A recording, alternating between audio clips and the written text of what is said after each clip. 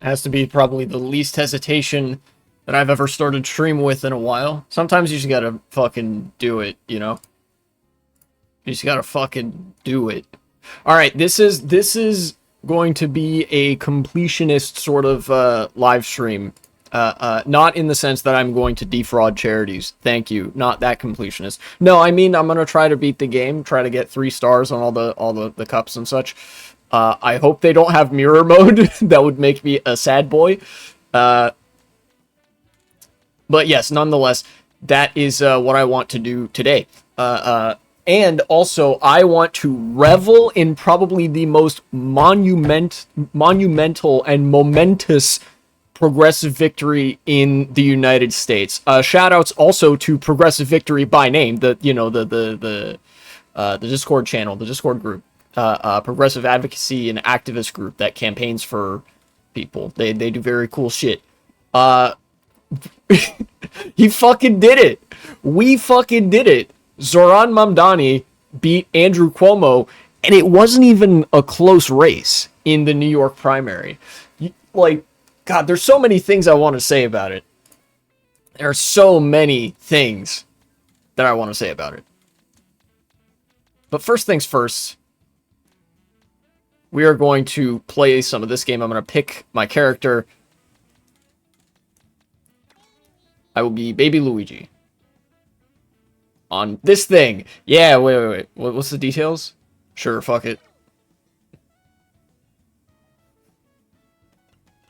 So, I'm gonna start back here with the mushroom cup. Yeah, I only did it on 50cc.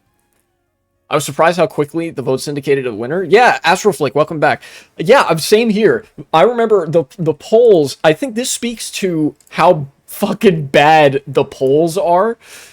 Because I distinctly remember the polls leading up to the actual election showed Mamdani behind or neck and neck with Andrew Cuomo, right? And some of these polls I was giving a little bit too much benefit of the doubt because they showed their methodology, and they were, rather than fake polls, some of them were just bad polls. I remember looking at one that had them neck and neck, and the sample size was something like 400, which is abysmally small for a poll, and the margin of error was something like 4 percentage points, which is abysmally bad for a poll. Like, no serious political scientist would have their name attached to that. But, you know, the age of, like, actual professionalism and people caring about, like, the integrity of research has well and truly gone. You know, this is the age of slop, right? So a lot of those poll numbers, I think, were just reflective of, like, establishment biases and the degree to which establishment biases were willing to yield any sort of ground to real on-the-ground organizing efforts. And as a result, it wasn't reflective of how much momentum Zohran Mamdani actually had. It was only reflective of how much momentum they were willing to admit to him having, if that makes sense. So that's, I get, you know, that's how you get those polls, and then, like, the fucking election day or election evening comes, and Zohran Mamdani runs away with it, wins by like 7 percentage points or more. Still a big problem that characters like Trump and Cuomo can have so many supporters. Sure, and of course that's indicative of another problem, which is like hegemonic media control, right? Like, a lot of the reason that people support certain candidates that we would find repulsive, I think, is because of the media environment, because they sort of absorb that through osmosis. It's, you know, people are shaped by circumstances, and the sort of especially in New York, where you've got Wall Street, which ironically enough voted for Mamdani, still don't exactly know how that one works. Nonetheless, you know, all the wealthy people who donate to and influence media coverage are very interested in trying to control those circumstances as much as they can to try to make people more amicable to politics that are otherwise against their own interests, you know?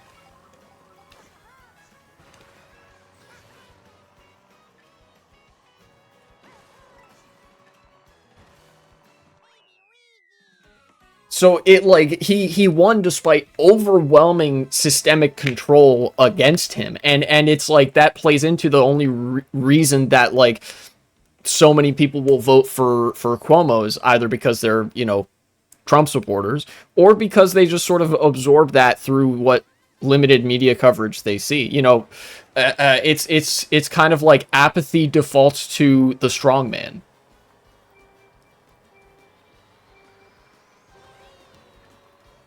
But that's what all I wanted to say about the polling and I guess the media coverage. I can say that much. Uh, uh, now we do the you know, the hard part, which is trying to make his mayorship a successful one. The Democratic establishment, I think, has already more or less committed to not supporting Zohran Mamdani in the general election campaign, right? Like they either, I don't think, are going to support him, or are like straightforwardly going to support the Republican candidate, or like Eric Adams or somebody, right? That seems to be the direction that the Democratic Party is going, at least in New York.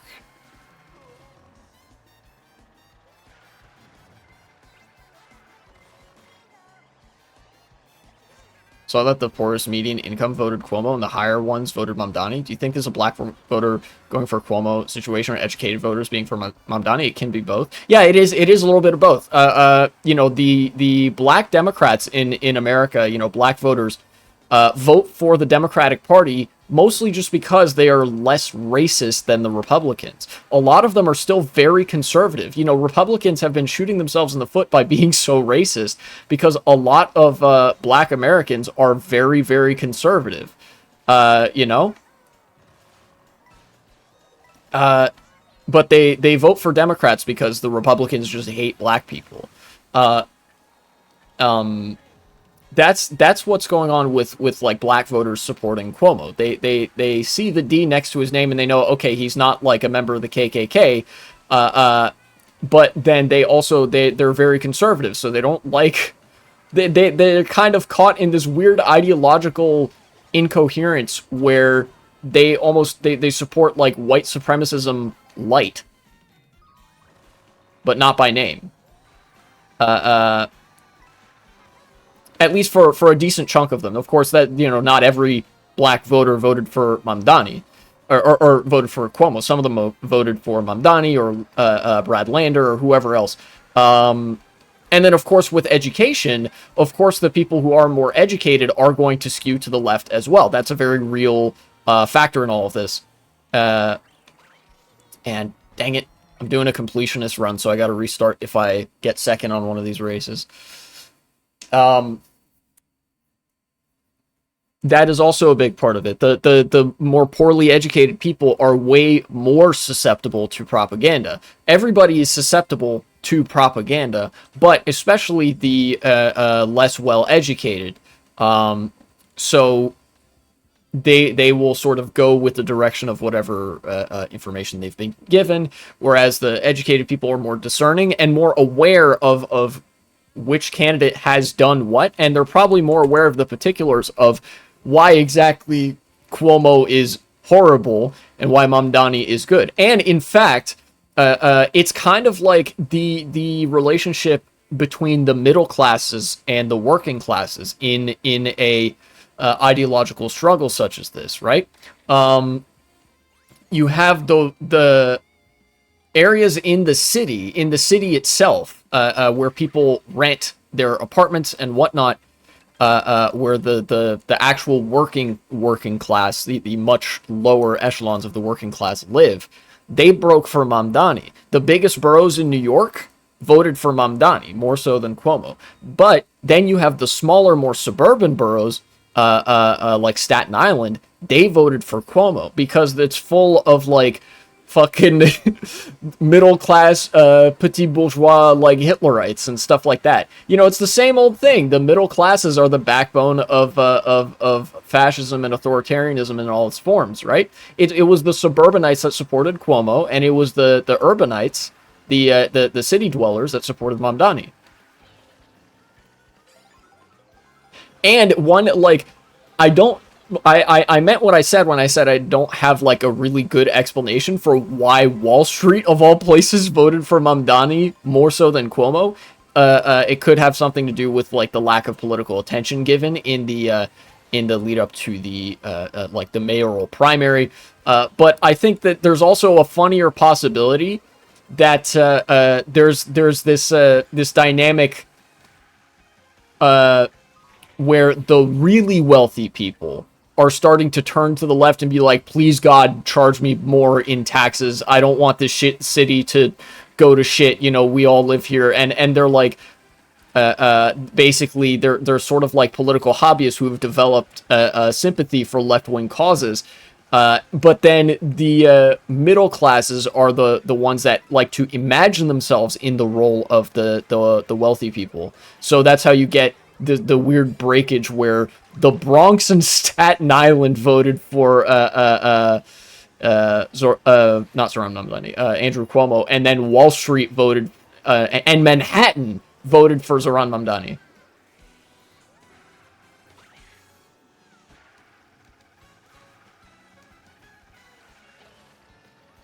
Wall Street also supported Trump, who boasted about 400% tariffs, so they must be idiots on drugs. That is also possible.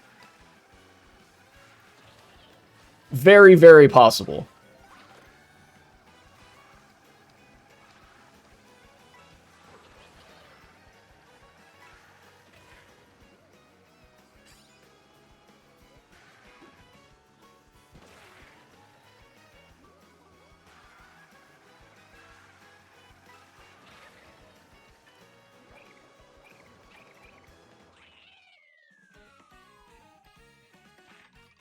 Nonetheless, I'm quite happy that Zohran Mamdani won the New York City mayoral primary election. He didn't reach 50% in the first round, but it's pretty clear that there's more than enough support among other candidates that that really don't like Cuomo to get Zohran to 50% by the second or third round. I think that was some of the projections that I saw, that Zohran Mamdani will come out with more than 50% by the time the second or third round of vote counting is done.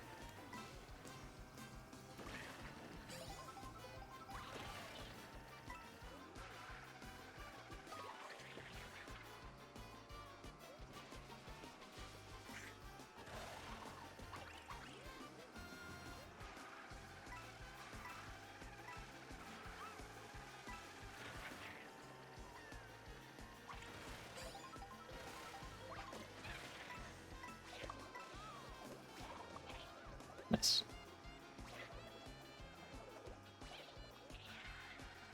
Okay, make the turn. Wait, how am I only in third? I don't get it.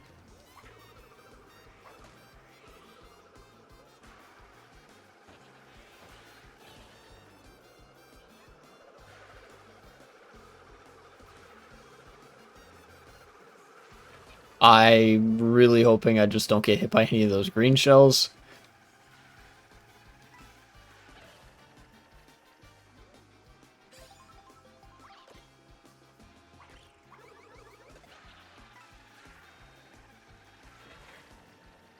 Oh, I ran into that thing. Huh.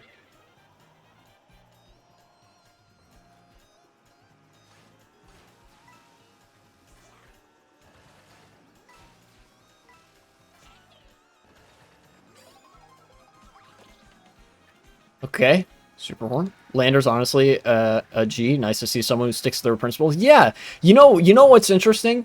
Andrew Cuomo is very representative of what I would consider the worst of liberalism. Brad Lander, to me, represents the best of liberalism. Like a genuine guy who like has, has political principles and is actually willing to like work with socialists and the left because there's common cause to like legitimately make the city better, right? Andrew Cuomo represents the sort of business as usual liberalism, like liberalism with a capital L, of the kind that you would see Emmanuel Macron or somebody engaging in Europe, right? Like that sort of thing. Um,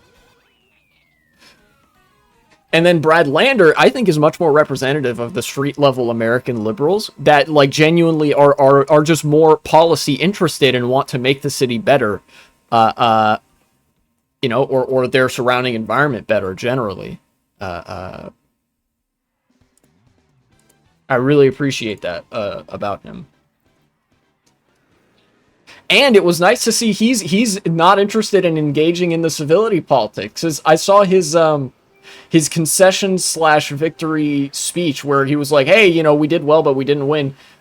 He legitimately like actually said "fuck Andrew Cuomo" in his speech, and I was like, "That now that is my that's my guy. That's my dude.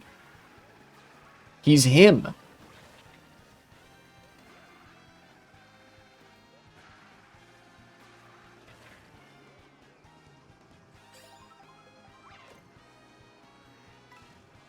Oh, give me this.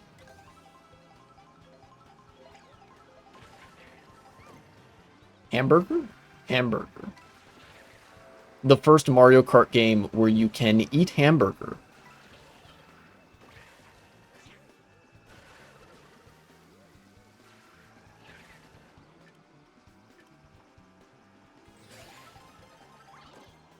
Section 2, okay.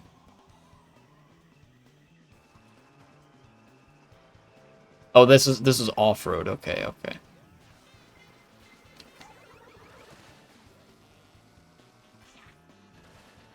I see.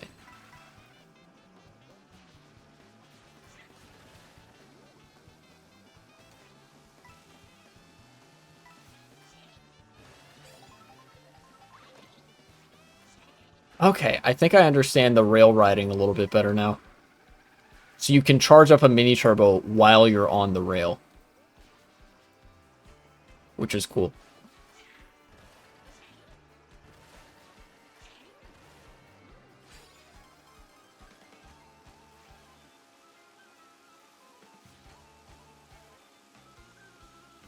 All right.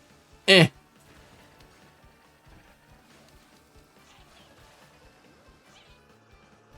He won? Yeah, he did, and I'm really happy about it. I went to a phone bank. Actually, I would like to, if I can. I want to tell some stories from the phone bank that I did on Monday night for Zohran Mamdani. I'm regretful that I didn't get a chance to go to more than one phone bank for his campaign, but nonetheless, I did manage to turn out for at least one. And it was last night, or not last night, Monday night. And it was like a 2 to 2.5 hour phone bank. There was some training, and I had some very interesting and I think very promising and very hope inspiring conversations over the phone with people. And I learned of course that I possess like a very sales oriented skill set, which sounds sleazy, and I know that it is sleazy, but I'm only really comfortable and like morally okay with using that skill set in the context of phone banking, right? Because if you think about it, phone banking in politics is like, it's like selling something, but you're not selling a physical object or a sort of financial asset or something or other. You're not like selling your soul to the devil or whatever. What you're selling is what you believe in. You're selling your ideology to the other person, which I think it lends a little bit more honesty to the craft, because it's like I'm trying to convince you of what I actually and earnestly believe in, you know?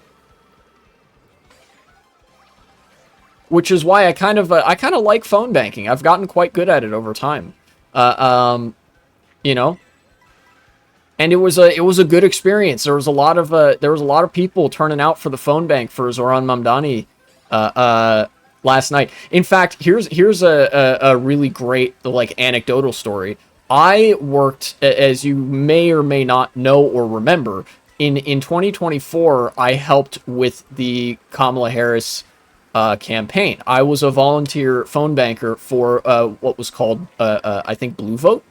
And I was volunteer staff. I wasn't just a phone banker. I was doing tech support. And I remember one of these phone banks was actually, according to the organizer. Shout outs to Chris, a very cool dude, very smart guy as well. Apparently, it was the largest phone bank in American history, with a bit over 600 participants at its peak. This phone bank that I went to on Monday night, just leading up to the mayoral election with Zohran Mamdani, was easily 2/3 of that size at its peak. People fucking turn out for progressive politics, man. And like the I think that the energy there just boded so well. There were some notable differences between that phone bank and the phone banks for like more establishment-oriented Democratic campaigns that I had to that I had to work on as a product of me not wanting to elect Trump into office, which unfortunately we did not get our wish there. You know, there was a lot more young people on this phone bank, a lot more Zoomers, a lot more enthusiasm as well. People were way more excited to be there. You know, people were having way more friendly conversations rather than hostile ones, and the hostile ones were relatively short, and you know, people were picking up the phones. People were willing to talk about like going to vote and stuff like that. It was one of the best phone banks I think I've ever been a part of. You know.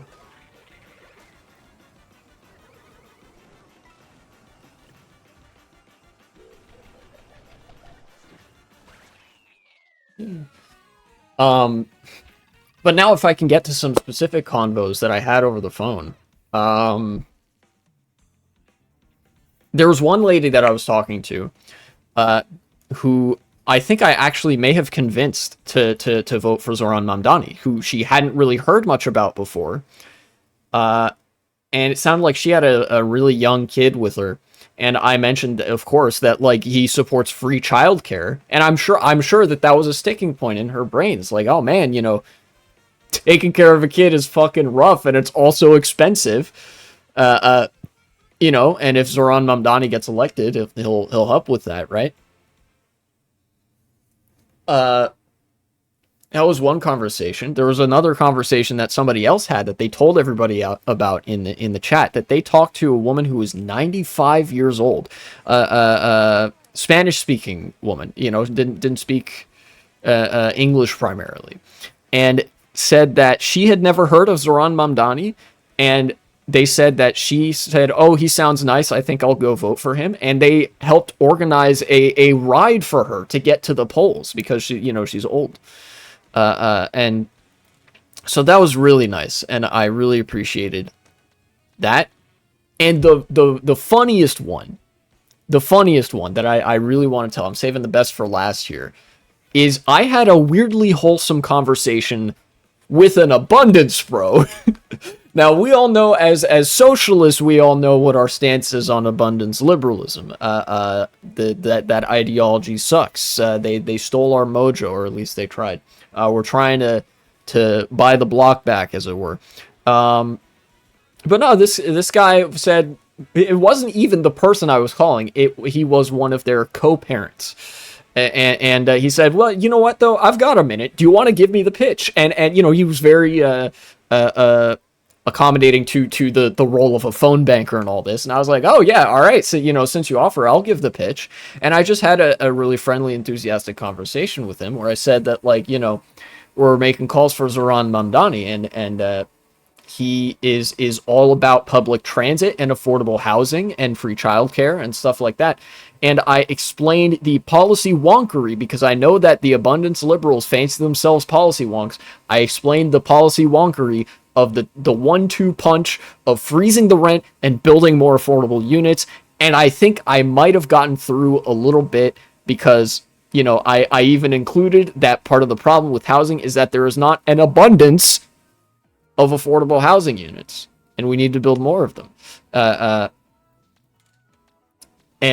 You know, of course I didn't necessarily convince him to vote for Mamdani, but that's, you know, that is all well and good, because he said, look, whatever my feelings, I might rank him on my ballot, and I think we can both agree that we really don't like Cuomo. This guy was not a fan of Andrew Cuomo.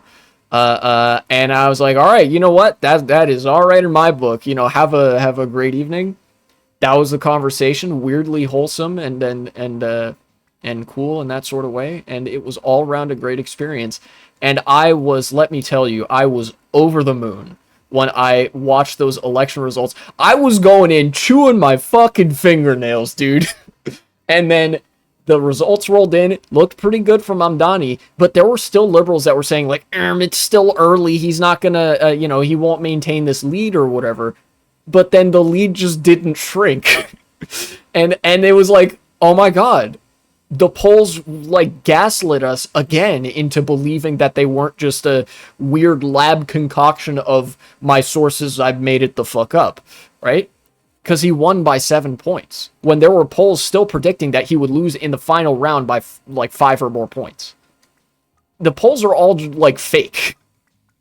But again, not to detract from the fact, I was over the moon last night.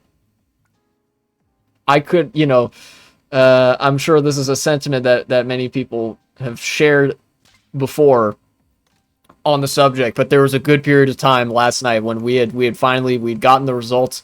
I could not wipe this big dumb smile off my face, man. Holy shit. It was a great feeling.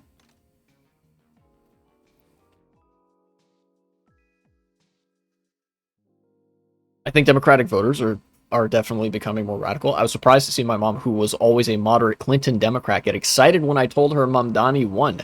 Yeah, I think that's true. I think the average, like, Democrat voter, like the rank and file Democratic Party members, are becoming more radical. They're moving more to the left. And that's pretty cool, actually.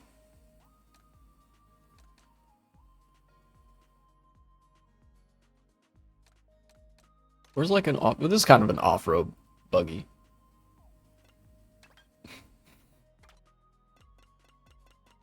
Okay, so I've got 3 stars on the Lightning Cup. I've got 3 stars on the Special Cup. I still need these intervening cups. Let's go with the Flower Cup.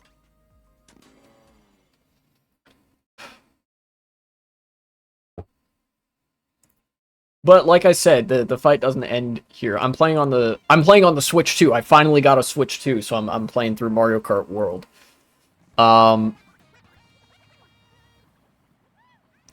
The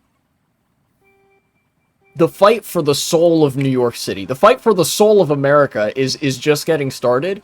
But I think the reason that it's perfectly fine to bask in this victory a little bit is because I think this kind of gave people a lot of energy.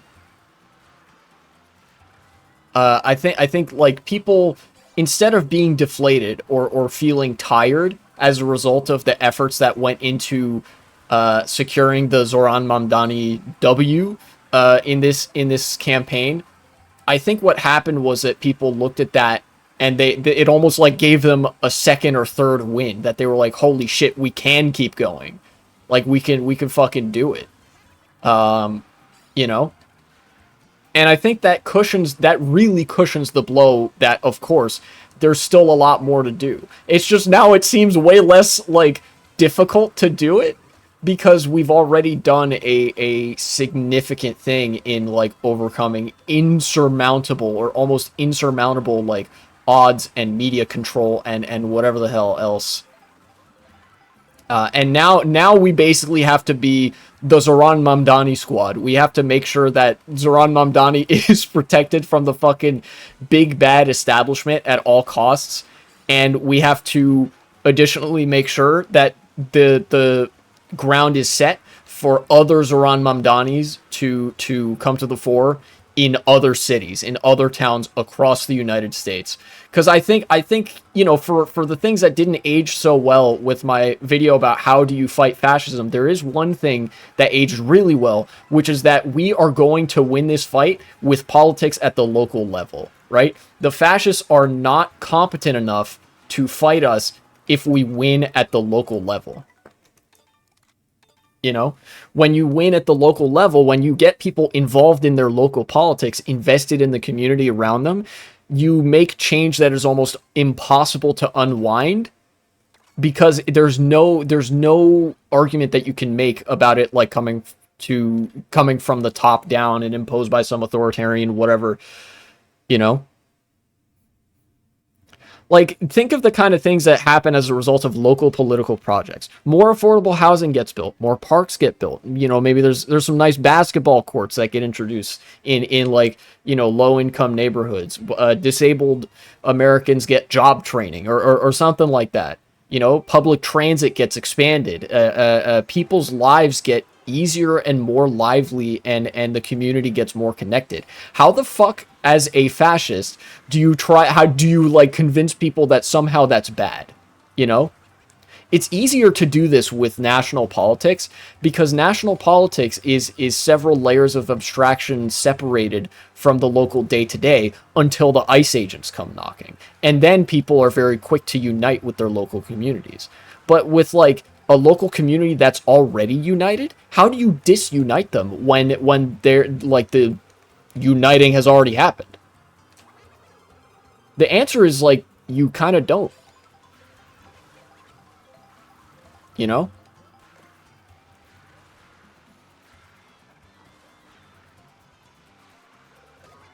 So, you know, where pre-inauguration me was saying that like we would do this with ballot measures and whatever, because I really was not optimistic at the time about local candidates winning races, like local progressives winning in these races where the party machines were very strong. Now it seems like, you know, electoralism is back on the menu, boys. We could just straight up elect a progressive socialist, and they'll be like spitting their shit. You know?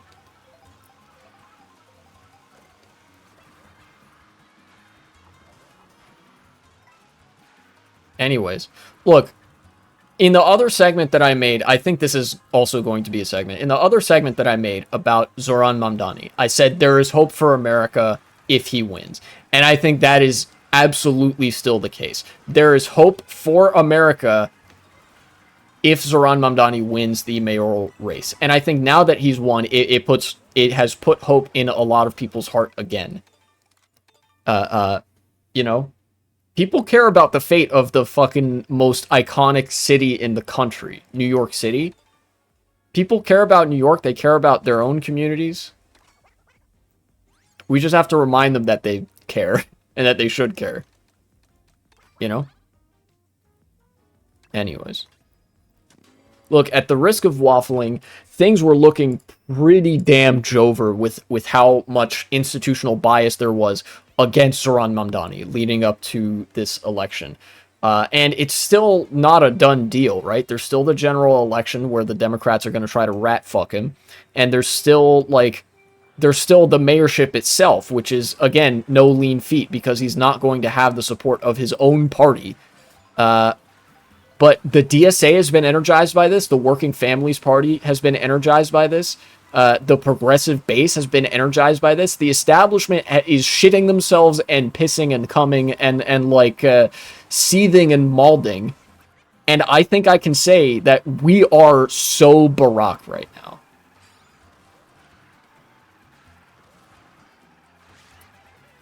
Anyways, that's pretty much where I wanted to leave it. So future me, cut the segment. Zohran Mamdani, 1,000 years socialist democrat mayorship, free buses ad infinitum. I'm Mamdooning, etc.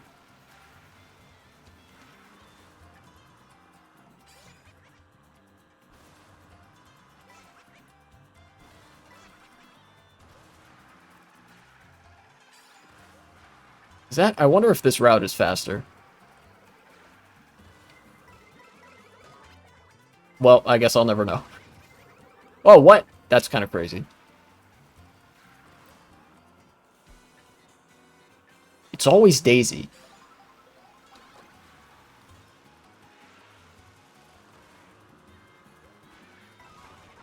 How? See the interview he did with Stephen Colbert? Colbert keeps trying to make Mamdani look bad. Yeah, it's a real fucking disappointment that there are some people that still watch Colbert and take him seriously. Like, bro, like, it almost seemed like he was trying to basically try to placate the establishment while acknowledging how ridiculous it was that the establishment had certain demands of like talk show hosts or whatever. But no, he's just part of that machine, right? He like sits him down. He's like, oh, there are some people that are concerned about this. And then for the fucking New York City mayor's race, he just straight up asks, does the state of Israel have a right to exist? Motherfucker, he's not running to be the mayor of Tel Aviv. He's running to be the mayor of New York. And he has the audacity to bring up fucking Jewish New Yorkers. You're fucking... Ooh. I get so mad when shit like that happens. Because these people will parade around accusations of anti-Semitism while, like, fucking at the same time holding up the goddamn dual loyalties trope and like basically adhering to the logic of blood libel, treating the Jewish community as a monolith that like has to be put in the ethno-nationalist box of Israel in order for them to like matter at all. It's all deep state shit, because like Israel is just like 4 arms manufacturers and like military contractors in a trench coat, right? Like, come on. It is actually ridiculous how captured the media is. And this is the danger of that sort of captured media, is that these people are capable of occupying a role that is sort of progressive except Palestine, right? Like, they can have pretty inoffensive, like, liberal progressive positions that appeal to people who still watch television. But then when Israel comes around, all of a sudden, everything they say is vetted and approved by the fucking military industrial complex, and there's no room for dissent. And the only thing they want to ask is, does Israel have the right to exist? They're all grifters. None of them believe in anything. They just toe the line whenever the line needs to be towed.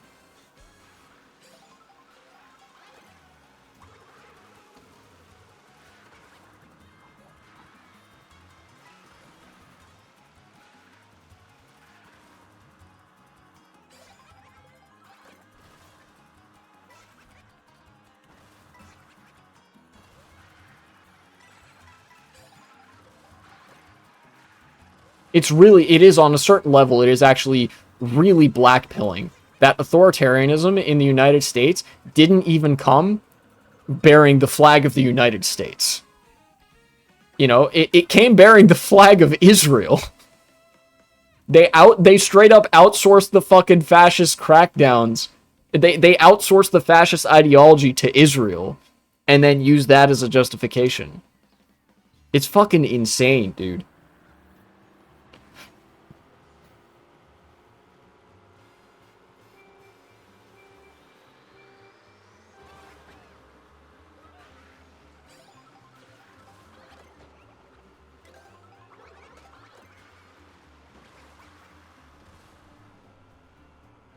Did that make my tires bigger? No, going off-road did that.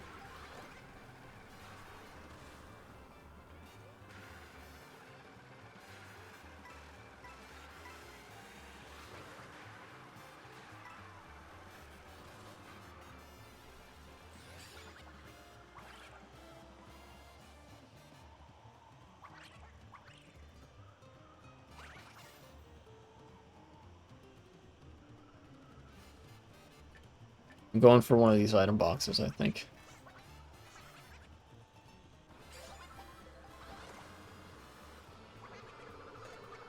Nice.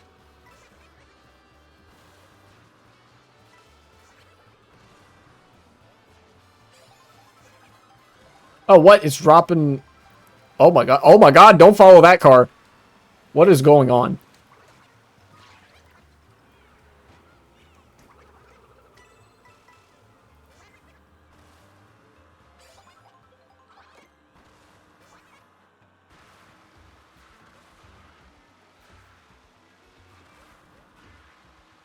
No.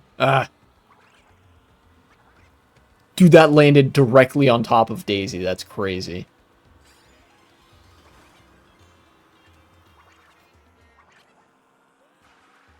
Is this... Ah, yes, this is Shy Guy Bazaar. That's right.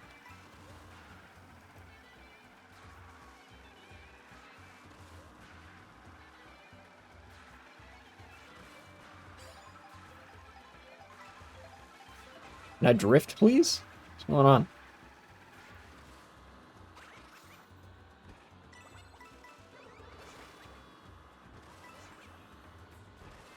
No blue shell, it looks like.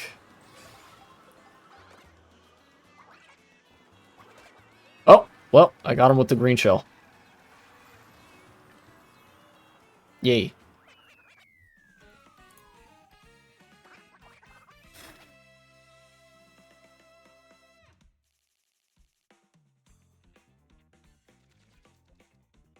I noticed as well. I noticed during that interview, they did not ask if Israel has a right to exist to Brad Lander. They only asked to Zohran Mamdani.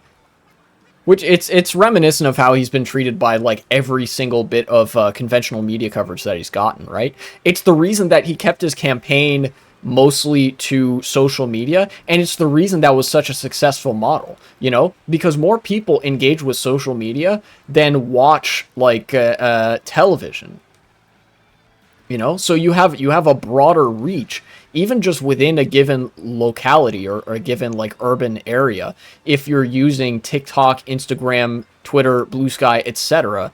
And developing a social media presence there than if you're going on like Stephen Colbert and like NBC and CBS or something, right?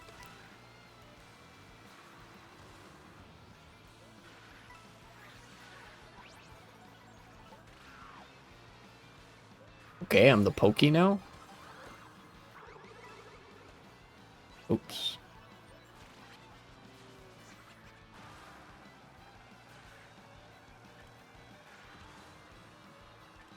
And I'm very glad to see it fail.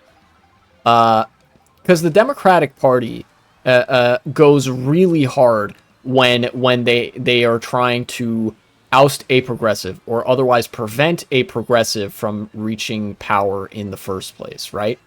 They're really good at that specifically, you know? Kind of in the same way that Republicans go hard against Democrats, you know? Uh, uh, so the fact that they failed this time is, I think, a pretty critical crack in the facade, in the armor of the establishment political machine. You know, Zohran Mamdani is now a household name, and the Democratic Party, if they want to survive, is kind of going to have to kiss the ring because clearly the attempts to ice him out of popularity entirely failed.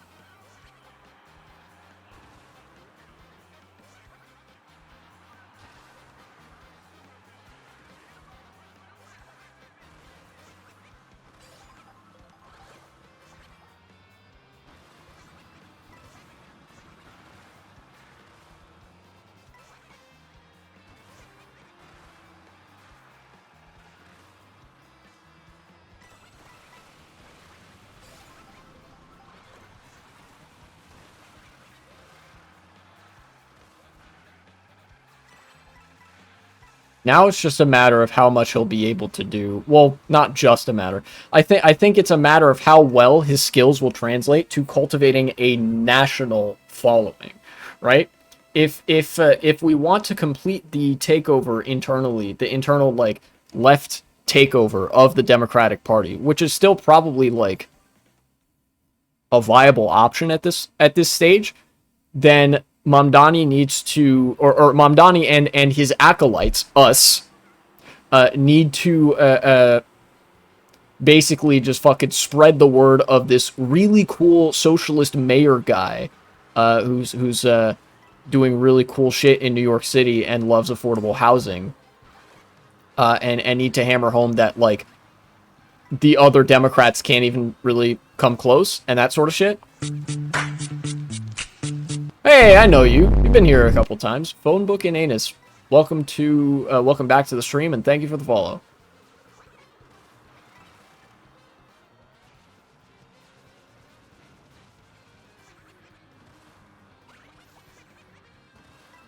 Oh, you do a different. Okay, I see how the feather works now.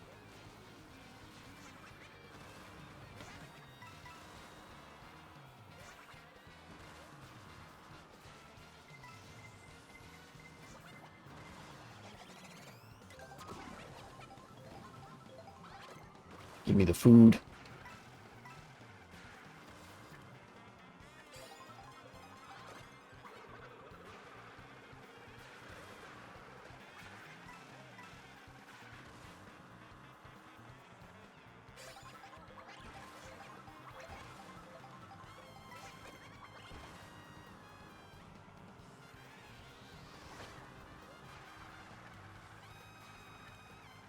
Anywho, none of this stuff is going in that segment that I mentioned about Zohran Mamdani. I just wanted to talk a little bit about like the media control and like what has to happen next, right? Because what has to happen next is that he needs to be the new progressive vanguard, the way that Bernie and AOC were in their day. But honestly, Zohran Mamdani, I think is even like this is even bigger of a deal than Bernie Sanders getting as far as he did in the Democratic primaries, and like AOC getting elected over Joe Crowley in 2018. You know?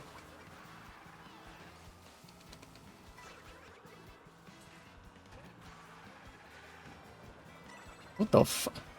Dang. This is where rubber banding becomes helpful with the AI in this game, or the CPUs and whatever.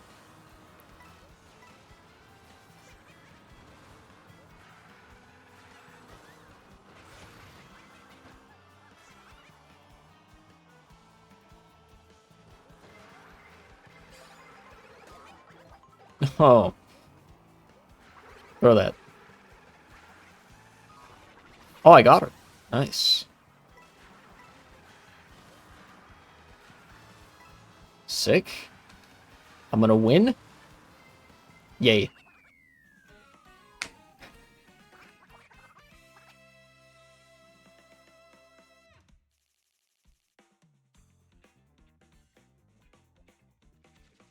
Yay, I beat the Flower Cup with hopefully 3 stars. That'd be good if that happened.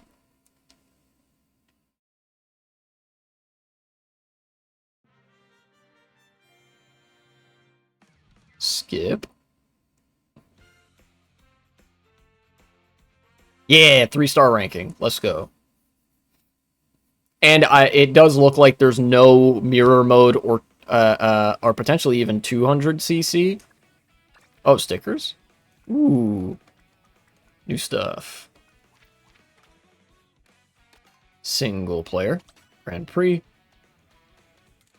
Any other characters that I unlocked? Doesn't look like it. Let's just play a good old vanilla-ass Mario. On this fucking thing. Alright. Mushroom Cup, Flower Cup. Let's see. Star Cup, Shell Cup, Banana Cup. Okay, so I still have 4 cups that I need to beat with a 3-star ranking.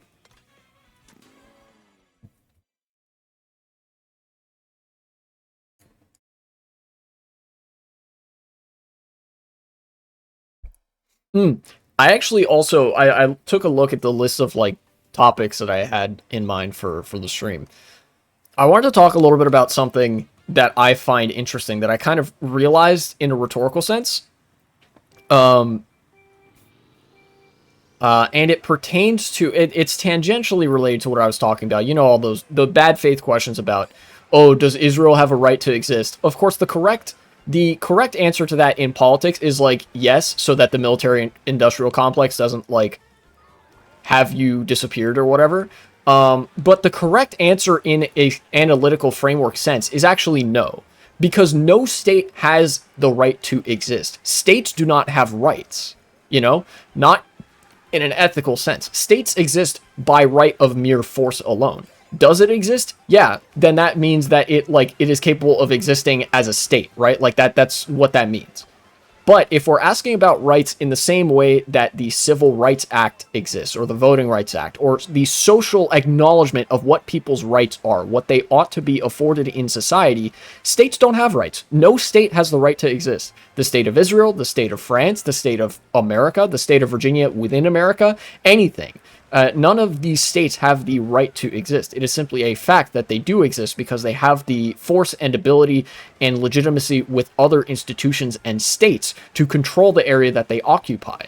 That's how a state works. That is how statecraft works. And I think that actually that pertains to another topic that I don't see as much, that notably dropped off a cliff the moment that right-wingers got into power, and that is the states' rights argument. If you're in America, you'll be familiar with this. If you're not in America, you might actually not be familiar with this. Because America is a federalist system, there are states within the state.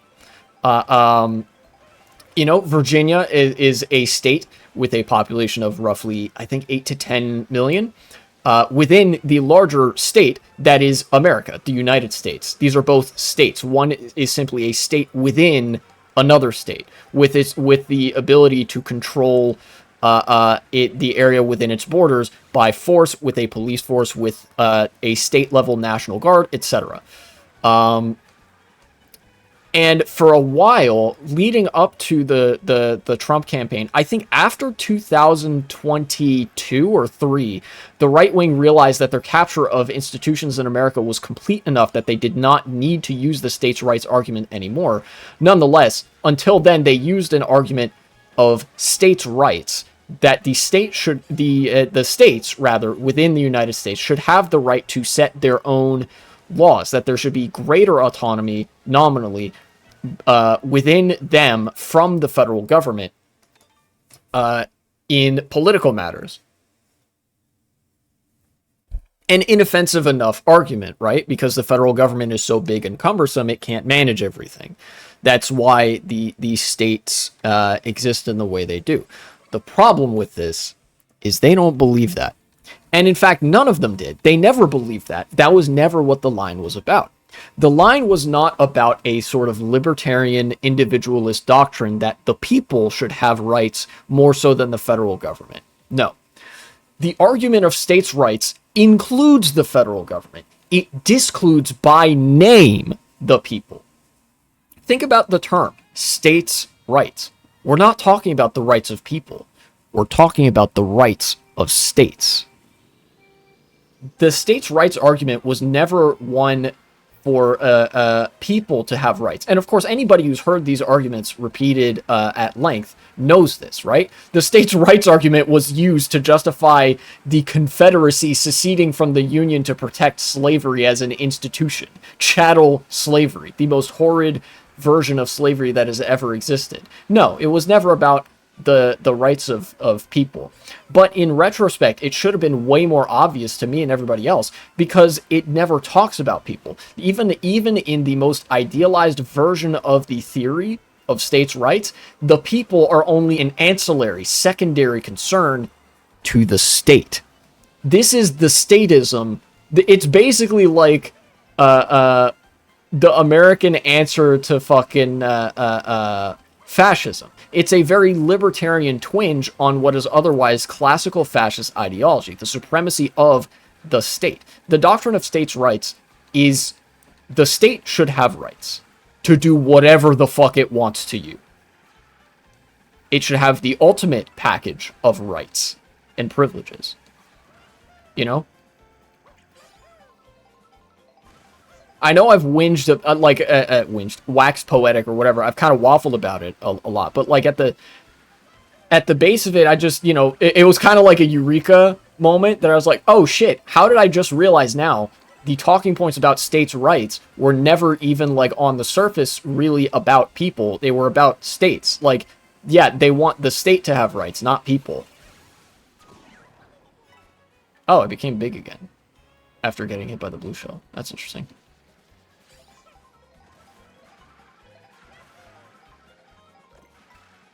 I think you're supposed to do this like this. Yeah, that's probably what you're supposed to do.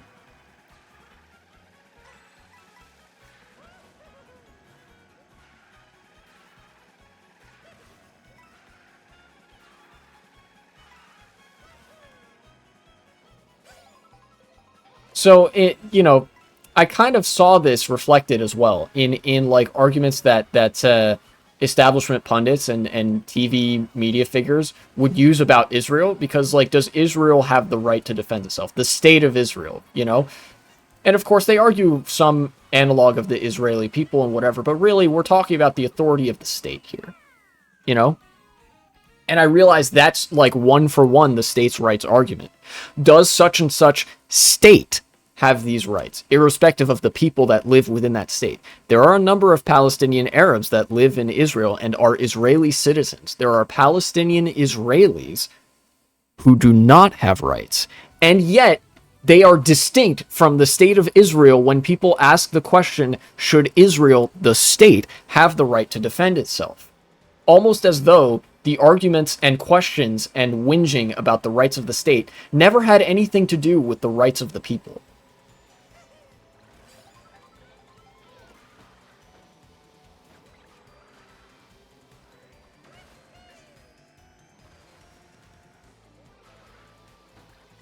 Does that make sense? Am I making sense here, or am I just waffling at this point? Because I feel like that was kind of would have been an important rhetorical realization if it didn't come, I guess, day late and a dollar short. Once the states' rights arguments had already stopped being used almost entirely, you know. Because like I said, the federal government is also included in the states' rights argument. The federal government of the United States is a state in the classical, like, Marxist sense of the word. It is a state. It controls a area that is demarcated by borders with the use of a police and military force, you know?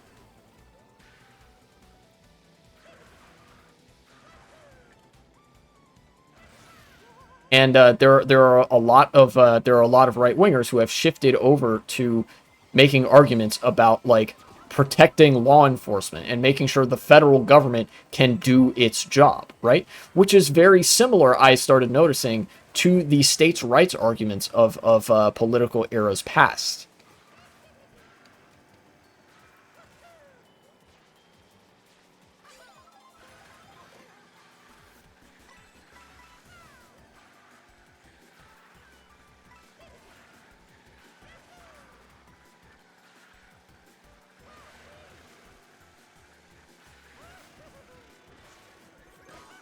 Ow.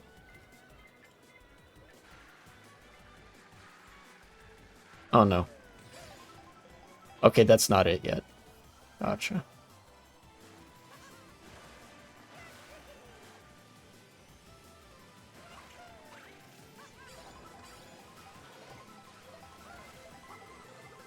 Oh, it's a blue shell. Nice.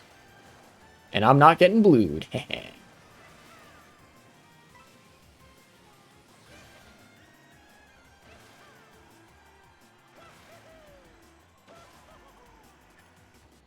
Yay. Only got 7 coins that whole race. Oh well, what can you do?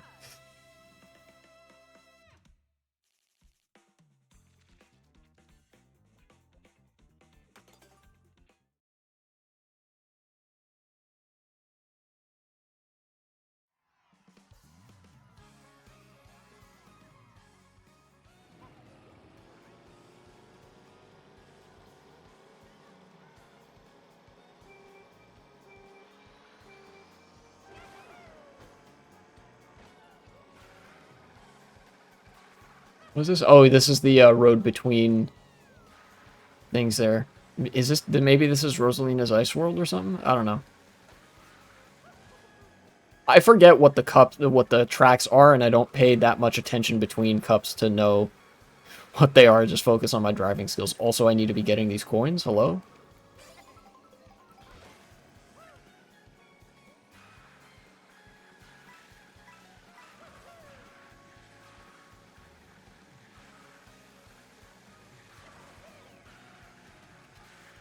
Nice try with that bomb.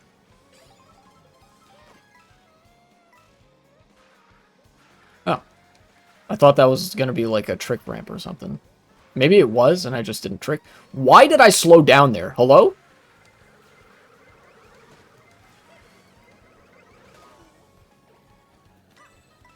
What is going on?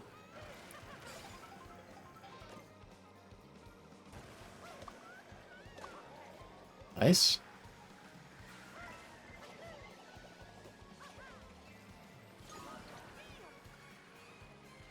Give me the food. Yes. Ice cream, let's go. Am I transforming? Yes! I'm fucking Vacation Mario. Let's go. I love this skin. Oh, it's Ice Cream Sweetland. Okay, I see, I see. That makes sense with the ice cream and whatnot.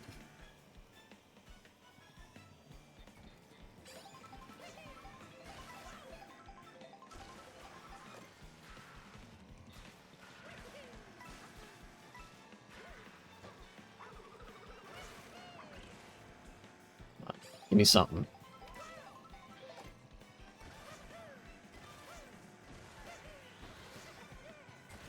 Oh, okay. That was rough.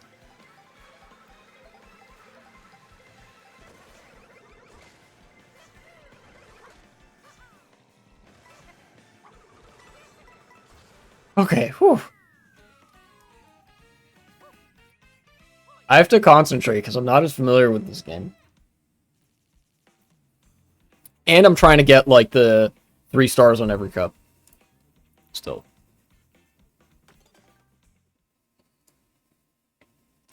I'm gonna delete some of these.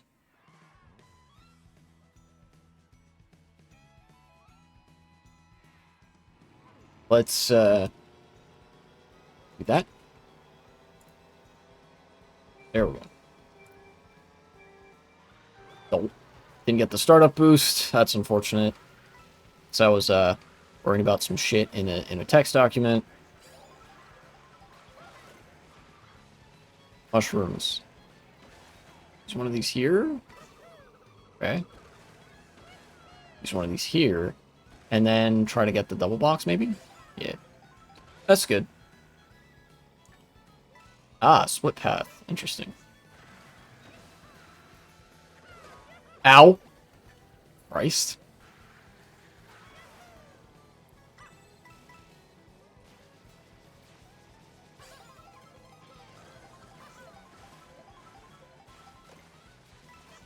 Oh, I remember this section. that land there is off-road, oddly enough. Ow! I literally tried to get out of the way of that blue shell and it hit me anyways. Oh well.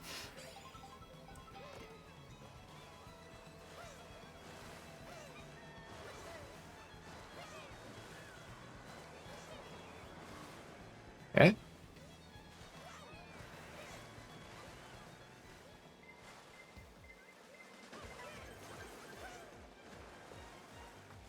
Boo. Perfect. Oh, a mushroom. Very nice. That's what I like to see.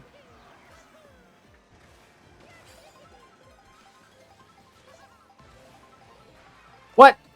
Why? Why did that happen?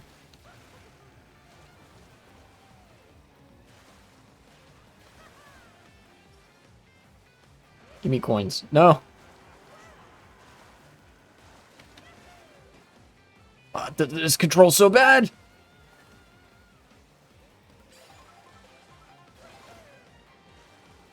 Hello? What's going on here? Dude! Did you see that? Did you guys see that? Dude, thank God for the rubber banding. This game controls really bad in the water. It's possible that's just a function of, like, this vehicle being really bad in the water, but they really should indicate that somehow. Like, holy shit.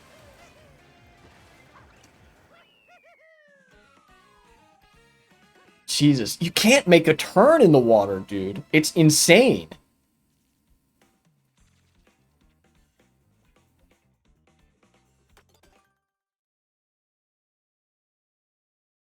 Like, I think the thing I'm having the most difficulty with, right?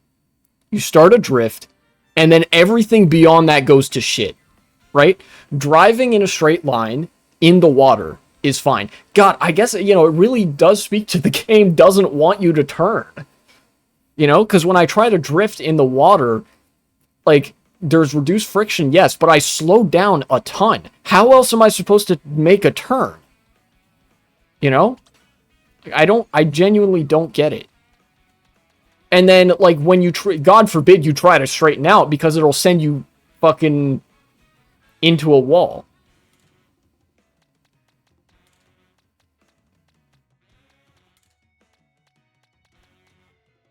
Football.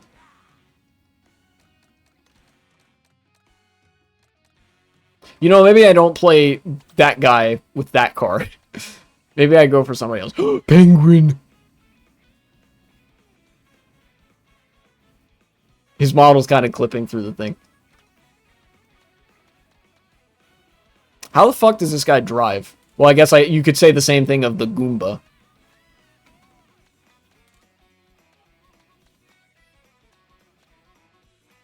Cow.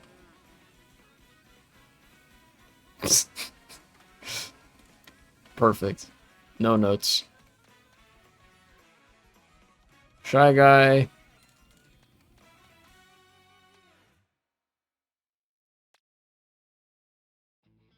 They made Peach a little different. Oh, she's smiling. Okay, she's smiling. And her forehead is way smaller. I don't know why they did that. Maybe it's just different art direction. I don't know.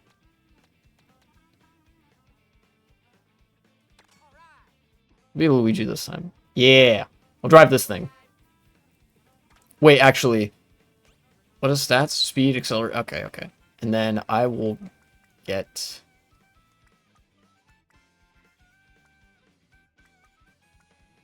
this sticker. Sure.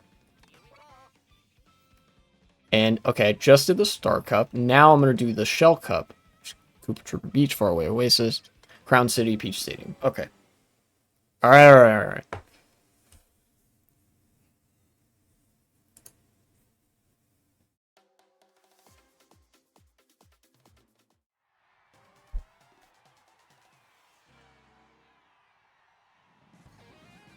Let's get it.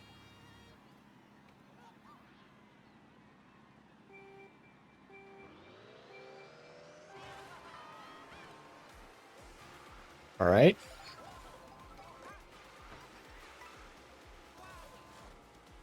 I can kind of... I know it's, like, weird to say, but I can kind of feel the top speed on this thing being a little bit higher. Which means I'm getting the hang of the game. I'm getting the hang of the game if I can feel... if I can actually start feeling the differences between certain character vehicle combinations. I think that's a good sign. Okay. And this is 5 laps. I remember the Nintendo DS version of Koopa Beach 2, SNES Koopa Beach 2, was actually 3 laps. And I don't know why they did that. I guess it's the same with Ghost Valley 2 in Mario Kart Wii. That is also 3 laps instead of 5. You know?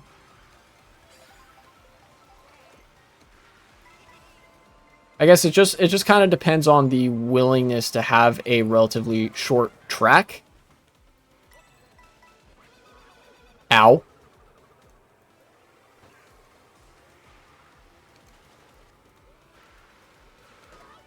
Ow? What? God dang.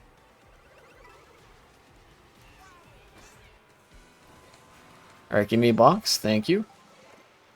1 mushroom. I can chain this. Ow. Are you kidding me? Are you kidding me? Dude.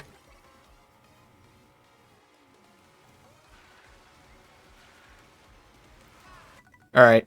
Get me out of here. We're in 3 stars mode. I played the cups the first time last stream. I'm not tolerating anything less than first all 4 races, because that's what you gotta do to get 3 stars in single player mode. Oh, this is the fucking... this is not the snowmobile. What? Huh? Hold up. Why? This is a different thing. Right? Yeah. Well, anyways. Back to, this cool race car.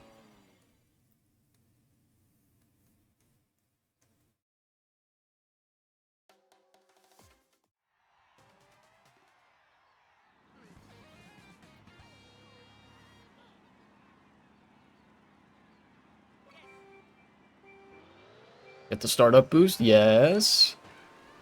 Give me an item. Yes. Nice. 3 mushrooms. Pretty good.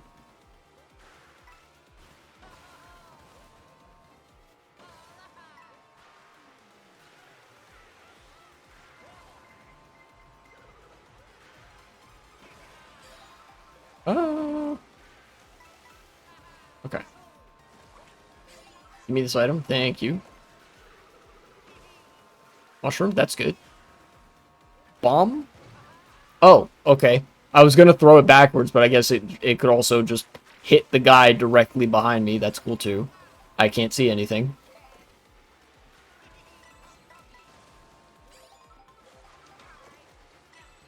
More coins. Thank you. That green shell is trouble.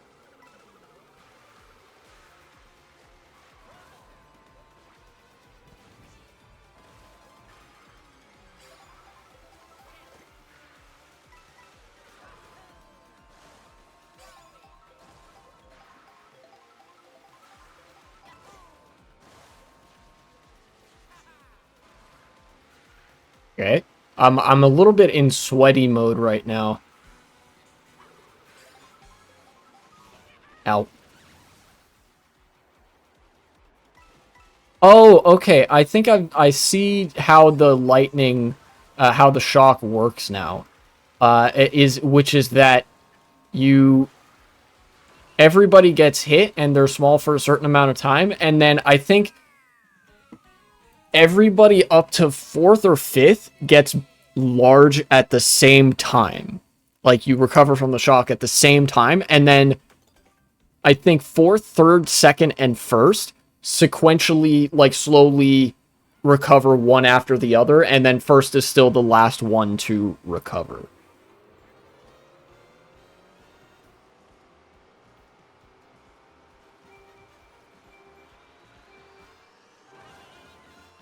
I don't know how I feel about that necessarily.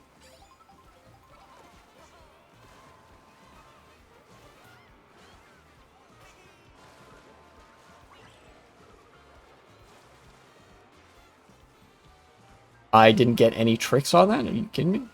Dang.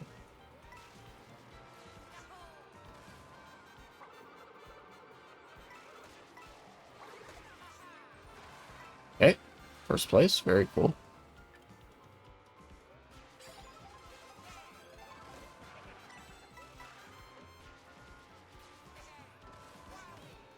Yay. Got those coins. Oh, somebody hit my banana, and so now I'm defenseless. Great. Well, I got some coins at least. Boom. Okay. Gave me a mushroom. That's pretty good. Hey, I got both of them. That's good for me.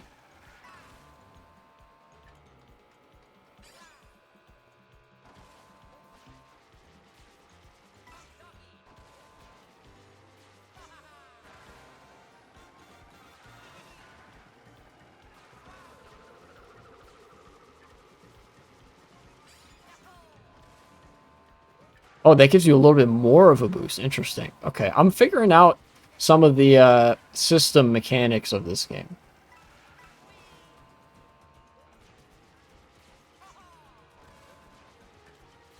What track are we on here? Or is this a... It is a track. I don't know what track it is, though.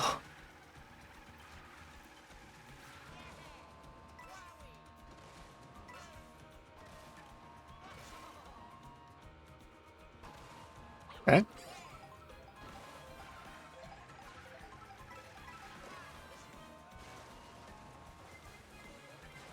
Mushroom. Save me. Very good. See, you see that little detail about straightening out there, where it seemed like I tried to point myself to the way I was facing, and it like it's almost like it overcorrected. It like doesn't feel like I'm fully in control of which direction I'm pointing.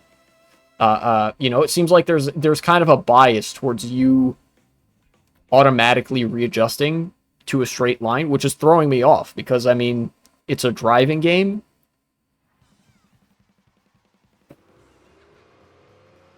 It feels like there's some steering assist being given when I don't want it.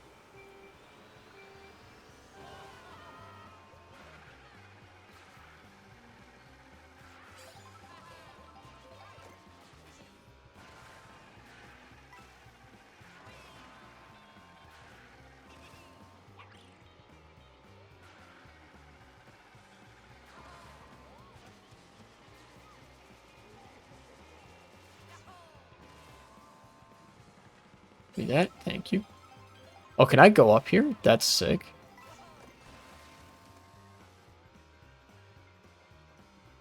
What?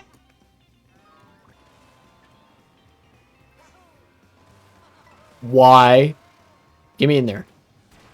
Whee!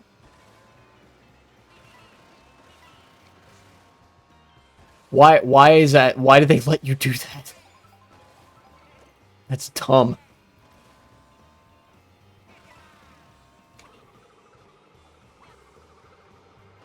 Please let these hit somebody. Alright.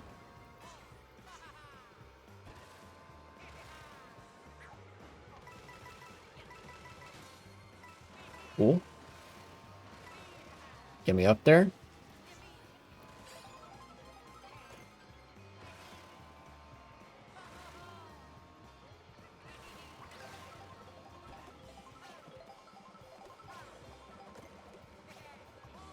Nice. 2 meals? Very nice. That's better than 1 meal. Get me in that big cannon. Yes.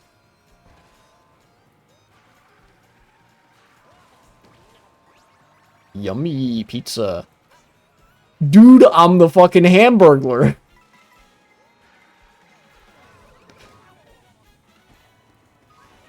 Ow.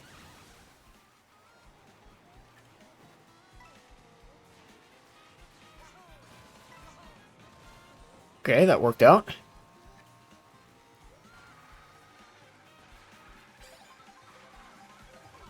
I gotta say, the easily probably my favorite part of this game so far is the rail riding mechanic. That is just really cool. And provides a lot of options for, like, fun movement and, like, speed and stuff. I don't know.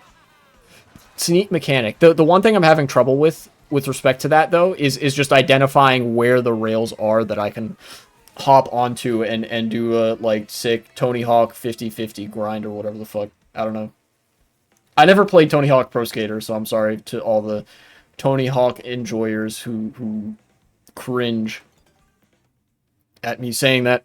What I did play was Kelly Slater's Pro Surfer, and the equivalent of a rail grind in that game, or in surfing in general, would be a floater, where you sort of ride on top of either the crest or the forming lip of the wave.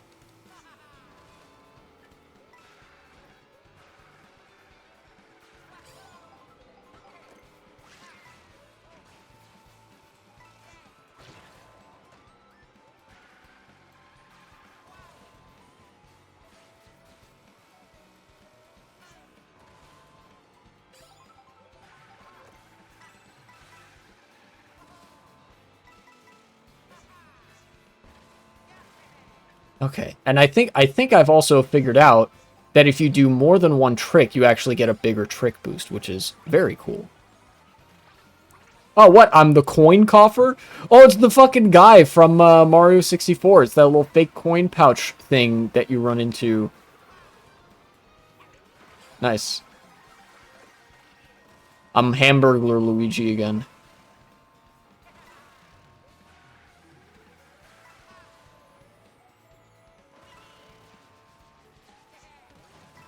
Oh, what?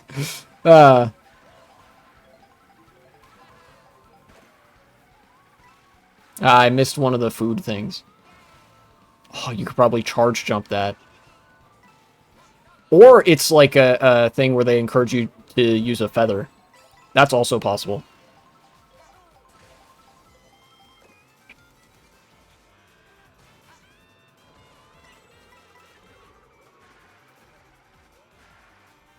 Give me that food thing. Yeah. Yummy. Okay. What? I have to use it. All terrain. Oh, I'm BMX Luigi. Sick. Fucking Travis Pastrana or whatever. I don't know why I know that guy specifically. No, I'm gonna... Oh my god, for all the fucking shit that I did. No! Come on, dude! Really? No! This was the last race, and then the blue... Oh my god, dude, I am... Alright. Fuck it. Fine. Fine. Game. Have it your way. Junkyard hog? What the fuck? I don't want to know what junkyard hog means. Ooh, the shell cup.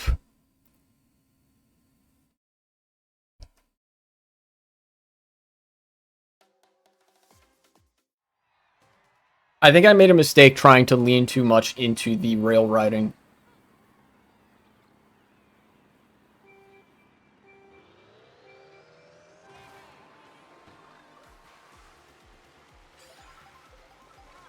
I'll try to not do that as much this time.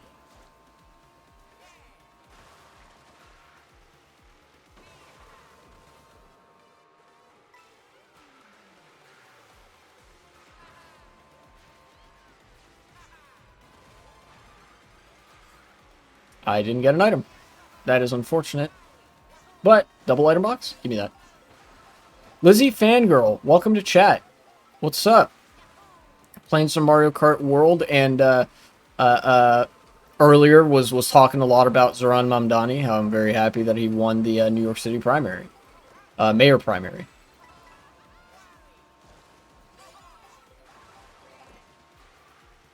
In fact, I had a video that I did, or like I talked on another stream that I made into a video.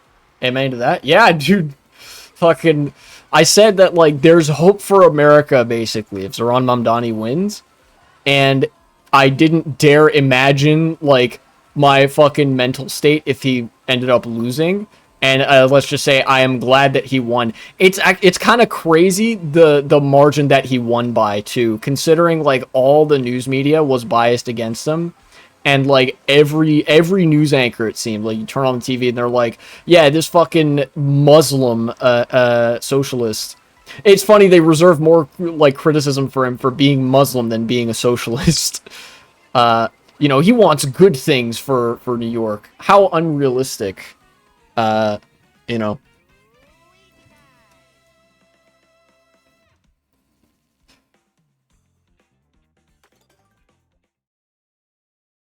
And hopefully, what I also predicted is that if he wins, it will be the like shattering of Democratic Party power at its source.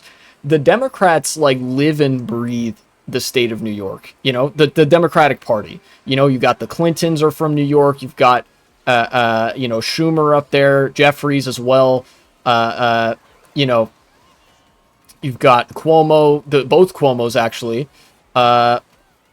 and of course you got the legacy of the party that was really started up there with FDR. Although the fucking Democrats don't deserve the same party label as FDR, and not to mention people who have been elected officials in other states. I'm in the state of Virginia, and a story that I will never get tired of talking about is that Terry McAuliffe, the one-time governor of the state of Virginia, and has you know, in the 2010s was pretty prominent in Virginia politics, is not from Virginia. He's from New York. He just registered a house in Virginia so he could run for governor in 2014, I think, or 2013. And then he did it again in 2021. And so, you know, what I'm trying to say is that, like, if the Democratic Party loses in New York City, in New York State, They are not safe anywhere from progressive challengers and socialists. And I think that is like, this is one of the best outcomes we could have hoped for, because it is a resounding referendum on like populism, socialism, and the Democratic Party at large. And the people want socialism. They were presented with socialism or barbarism, and for the first time in a while, they chose socialism. Even when the entire news media infrastructure was dedicated to saying, look at all these idiot dreamers wanting good things, you know?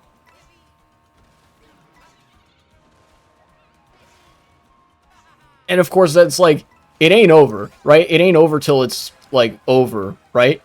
But the fact that there's still more like work to do insofar as progressive activism, I feel like isn't a deterring factor anymore, because the odds don't feel like insurmountable or impossible now that like one hurdle has been overcome here.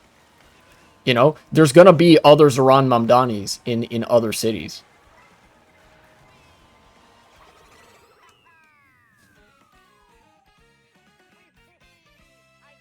Did I just dodge that blue shell? Or do blue shells, like, not hit you when you just keep the line? Just past the line? I don't know.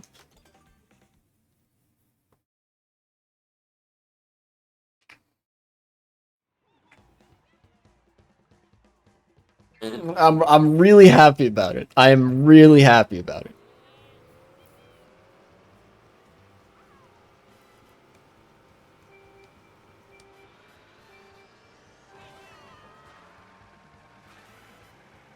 And I probably will want to, like, increase the amount of volunteering that I'm doing, even with, like, progressive campaigns and stuff.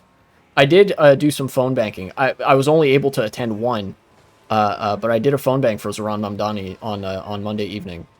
Kind of a last-minute thing, you know? It's just, you know, sometimes when we're talking about politics in America, sometimes it's hard for me to justify doing phone banking because the options are, like, you have the Republicans who are evil pieces of shit, and then you have the Democrats who are just not interested in anything good happening.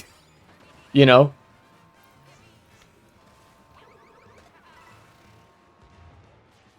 Oh, okay.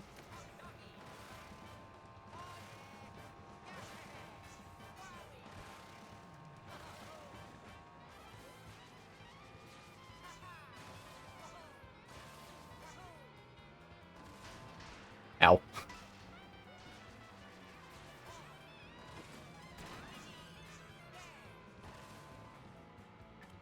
Oh, what? Maybe you don't get a additional boost there. Hmm. Unfortunate. No! Dang. Hey, I'm not in first, so I'm not going to be getting hit by that blue shell. Give me that double item, thank you. What? Great, thank you for running into that bomb. Damn.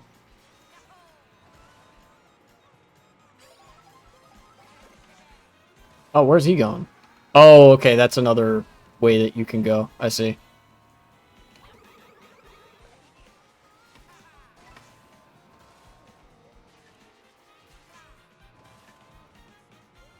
Alright, give me box, please. Okay.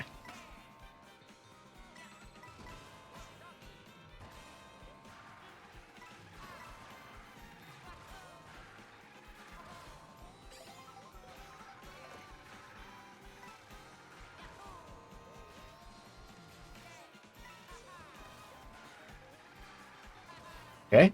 And no! Why? No, you gotta be kidding me, dude! Absolutely not! How does that happen? Oh my god, dude. Doesn't even matter that I'm still in first. I'm locked out of the 3-star rating if that happens. I already beat the game. I'm trying to get the 3-star rating, and in order to do that, you have to get first all 4 races consecutively in each cup. You know? Every fucking time. This is like my 4th attempt on the Shell Cup specifically on 150cc. Jesus Christ, dude. I guess that's Mario Kart though. This is gonna be. I'm predicting this is gonna be way the fuck more annoying offline than it is online. Because offline, you have to get first every time in order to get the 3-star rating. But online, there's no such pressure. Like, yeah, you're playing for the points or whatever. But like, you know, I don't think you unlock anything for reaching maximum VR or whatever the fuck, right? It's just like number for the sake of number.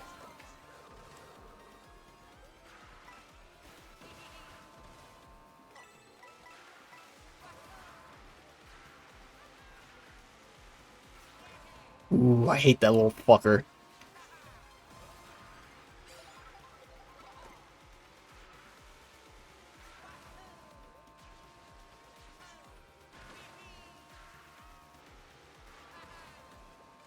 Don't run into that fucking thing.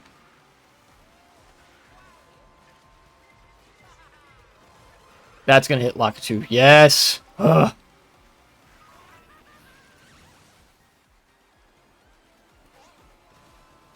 Okay. Oh, it's raining? Has that happened on this track before? Have I just not noticed? That'd be interesting if it was the case.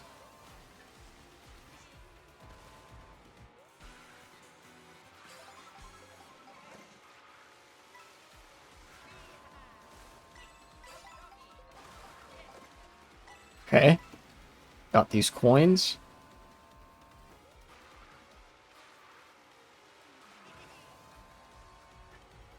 Alright. First race down for the fucking 4th time.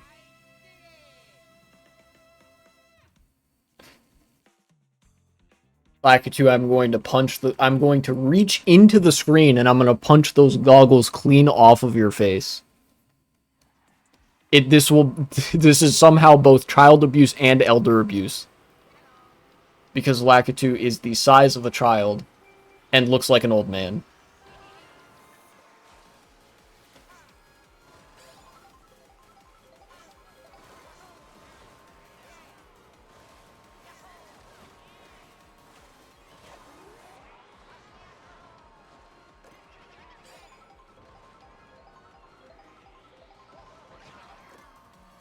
Got him.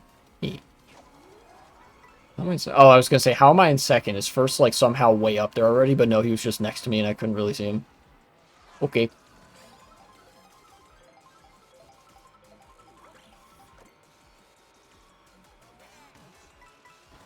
Get him out of here.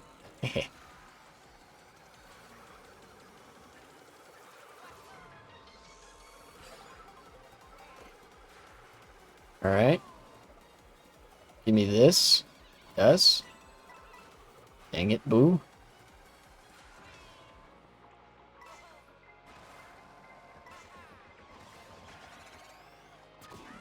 No, I'm getting blue shelled. Okay. Somebody's in a star? Okay.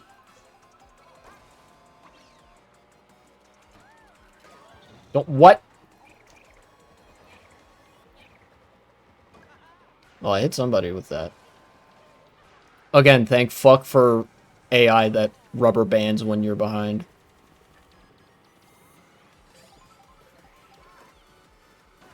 Or CPUs, since AI is the fucking demon shit.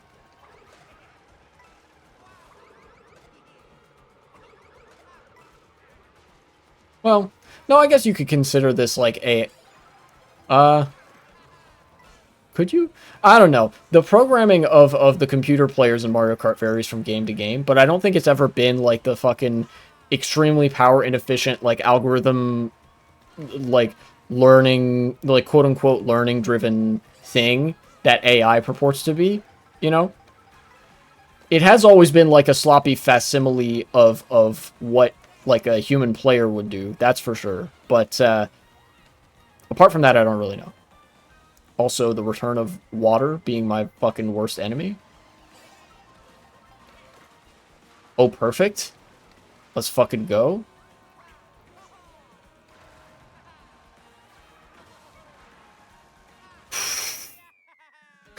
This time it was somebody other than me getting blued at the line, and I got first, which is nice for a change. I just hope that I can keep this up for 2 more races. Jesus. Honestly, I feel like this is going to be harder than the Special Cup. It might even just owe to the car that I'm using. You know? Because I get touched once and I fucking disintegrate. Or, again, it could be like an entirely... This is a matter of, like, you playing offline against CPUs and not, like, other people thing. I don't know.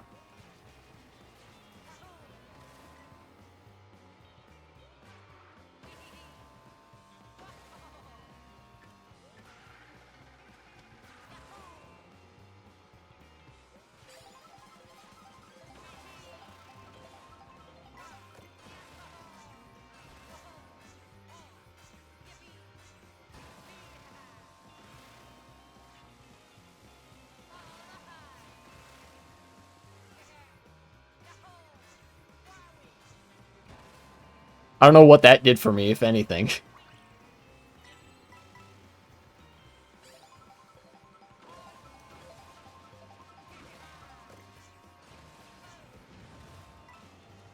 Ah, okay.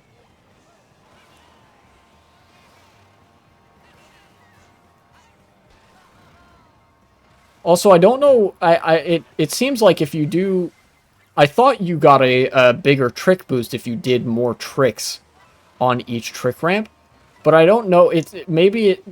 I'm like psychosomatically convincing myself of that. I guess the more I do that, the less it seems like it does all that much.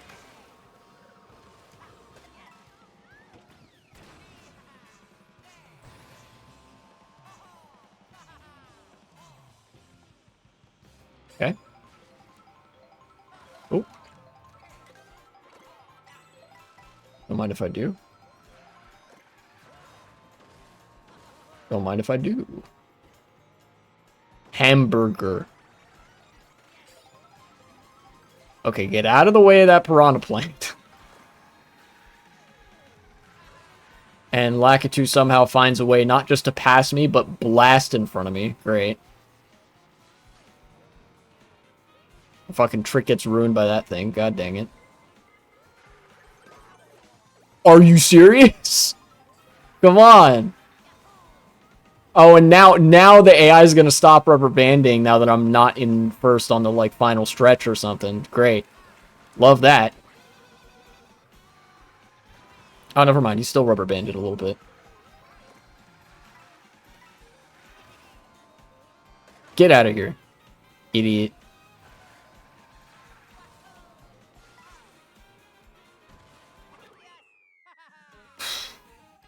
Dang. Oh, wait, I didn't even notice, but that was a new skin. He's got fucking urban wear, which is great.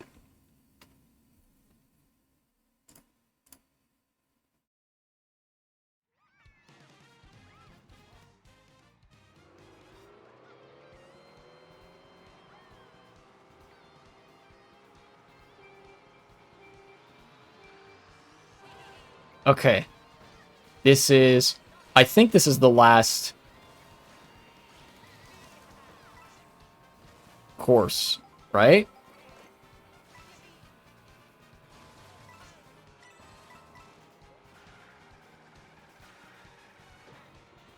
I wonder what the point of those really wide rail units are, right? Like, it must be, it's abysmally slow to do that, I think. I don't know why they would put that there. Ha! Got him. Dude, I got a kebab. Let's fucking go. Give me that kebab. I need a power up. Okay, urban wear Luigi. Luigi, but he's Turkish?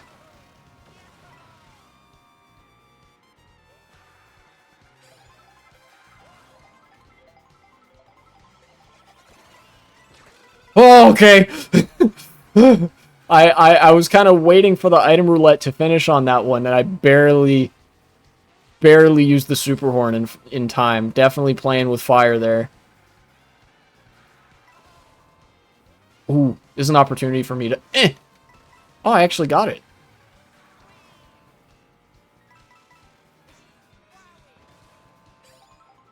Okay, I'm not going to do any rail riding shenanigans here. I'm just going to stick with the boost panels.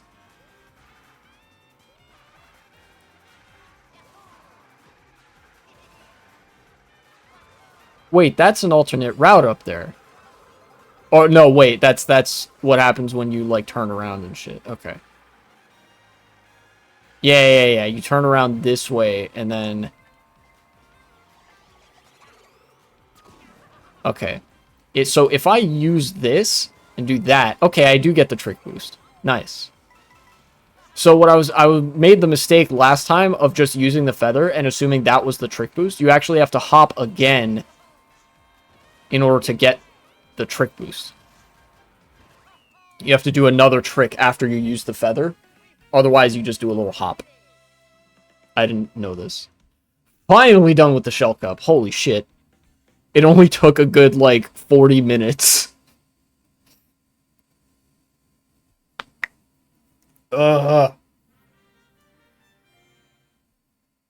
Next.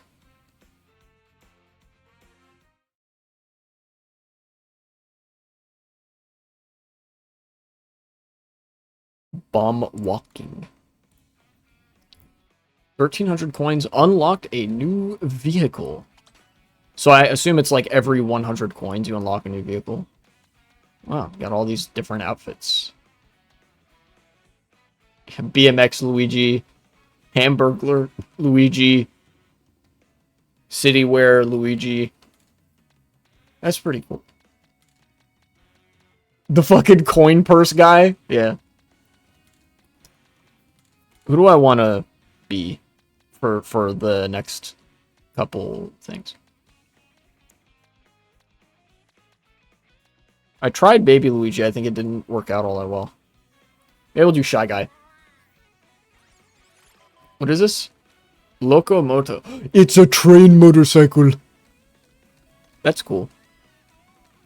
Actually, I wonder...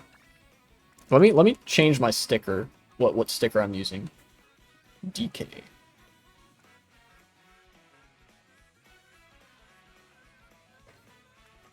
Yoshi's Hamburger. Sure, why not? Who among us does not want a Yoshi's Hamburger? I wonder... Okay. I'm gonna try to gauge which of these would be an inside drifting bike. Certainly this one would be. That one probably not. No, it seems like this would be... Let's try this one. I used, actually, for quite a long time in Mario Kart 8 and 8 Deluxe, the sports bike, which is basically the mock bike. And I found that the inside drift actually did give me a semblance of control that was more or less similar to Mario Kart Wii. So I used it a lot, even though it was not meta. You know, not, like, even a little bit.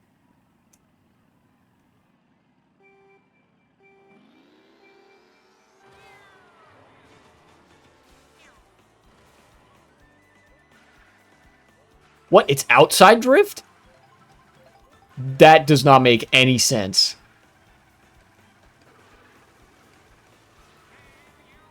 Alright, well, I guess I'm on the outside... This is so cursed.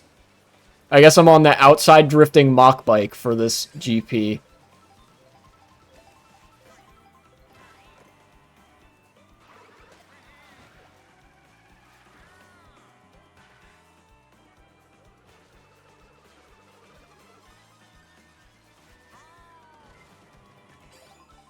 Huh.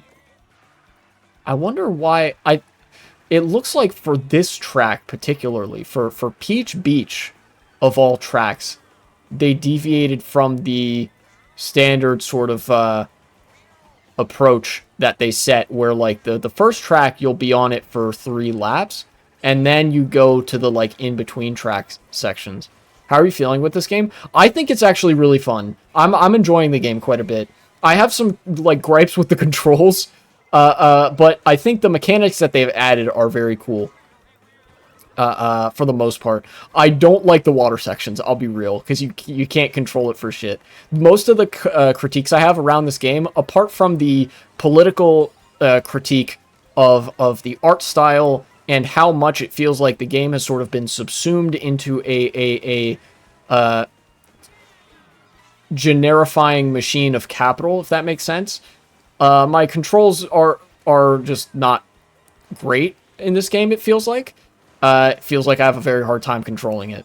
Like, my vehicle doesn't really point the way I want it to when I'm drifting. Also, I just found out that they made the mock bike into an outside drifting bike, which is mega cursed. And the water is super bouncy, and I can't fucking figure out how to get my vehicle to properly drift and then straighten out. Straightening out is something I've had a lot of trouble with in this game. Clearly, this game was made by homosexuals. Not really, because the game does sort of bias you towards driving in a straight line. Not with the track design. The track design is really good. And the rail riding is really cool. The tracks look really good. And in fact, I like the features that they've added, so when you're driving in a straight line, it doesn't feel like you're just driving in a straight line. You know? So I guess you could say, in some respects, I have mixed opinions, but overall, I'm very positive on the driving experience in this game. Although I've still yet to go online. I'm trying to complete all of the offline stuff with like beating all of the Grand Prix cups with a 3-star rating, so that I can like unlock all the stuff that I want to, basically.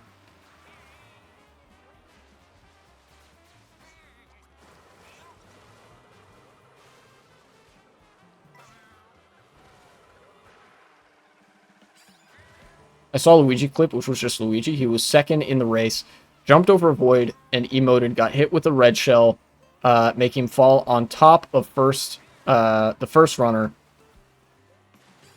then got launched to the finish line while emoting again. Oh yeah, that's a thing in this game. If you bounce off of another racer, you can do a trick, and stuff, and you get a speed boost when you land, which is kind of funny. I like it.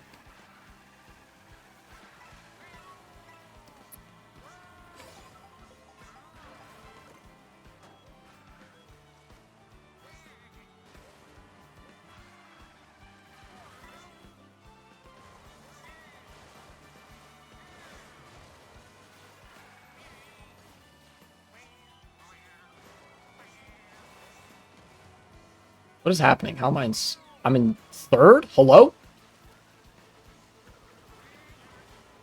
No, no, no, no, no, no, no, no. Alright, I have to quit. So funny. Nice. Damn it. One of the unfortunate thing is going for 3 stars. I have to get first every race. So if I if I ever sink below first in front of the finish line, that's it. Like, I can't fucking do it at that point.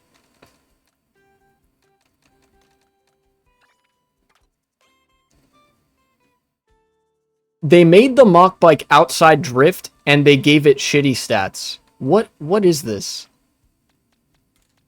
Why? Here, let's try Sightseeing Mario to see if this... Yeah, what? That's not the mock bike! Oh, I guess it's the mock rocket. Like, what the fuck? Give me my fast inside drifting bike that I wanted. Game? Come on. Dang. Alright, well.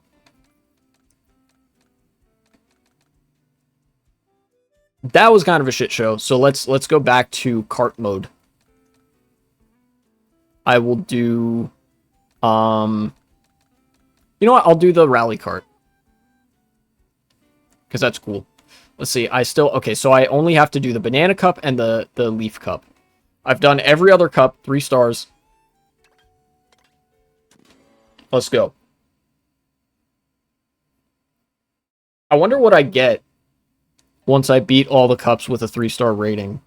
If it, like, unlocks the gold car or something. I don't know. The fucking giant gold car from Double Dash. Ooh, that'd be cool. But now I've formed the expectation, so... ready to be disappointed. Don't... I didn't mean to do that.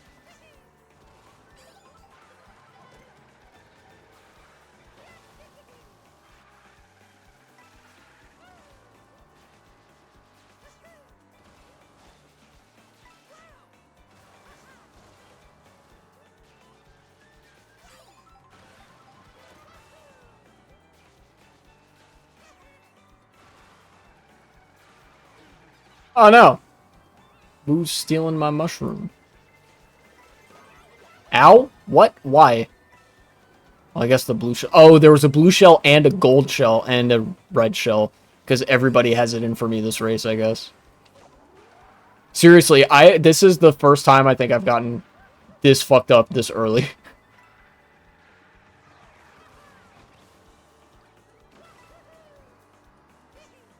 I'm just gonna take the lower path this time, since that seems like a better idea. Why?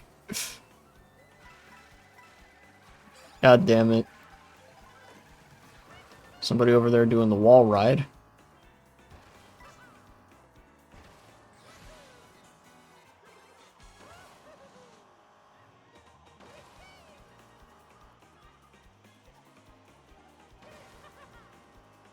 Okay. I'm gonna start using this here. Oh, they've actually limited the speed at which you can use this. That's interesting.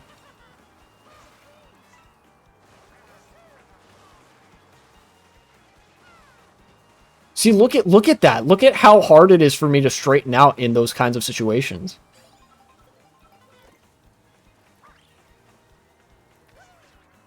Got him. Okay. Like, I took that turn as well as I could, and then it, like... I let go when I felt like I should have to straighten out. And it led me into the wall. But I feel like if I let go any earlier, it would shoot me out super wide. I don't know. It could... I want to believe I'm just not used to the drifting controls yet. But the drifting controls on land are fine. It's the drifting controls in the water that really fuck me up. See, like, look. No problem straightening out there. Get out of here, Birdo.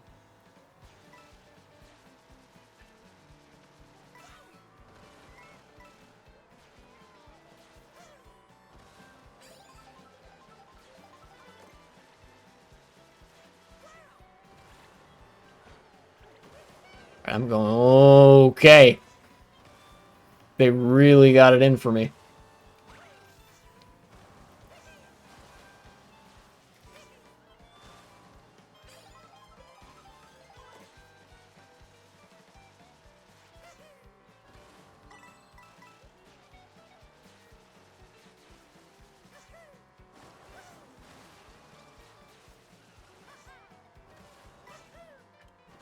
Okay.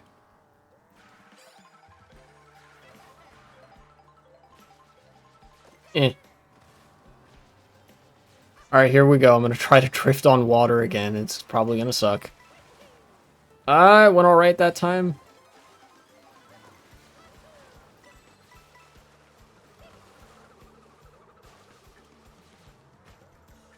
What? It ate my, jump charge. Dang. I didn't know that would happen.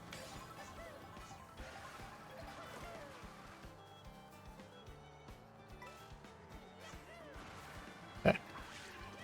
That banana back. See, look at how hard it is for me to control myself in the water here.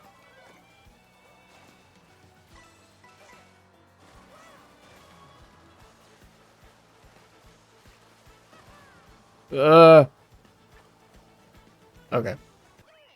Alright. Better luck that time.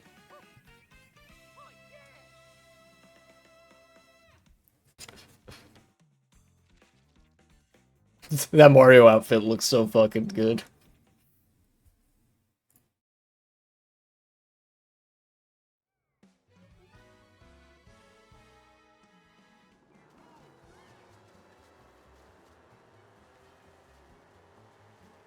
Alright. Oh, Koopa Cape. I recognize that minimap.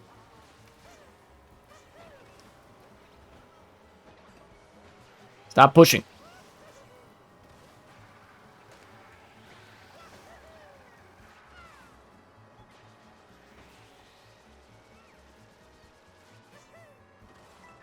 Alright. Inside the bus. Very nice.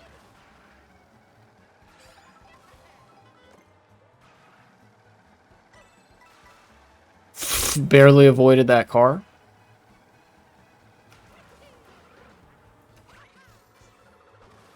Okay. That was good. Good usage of that feather, I think.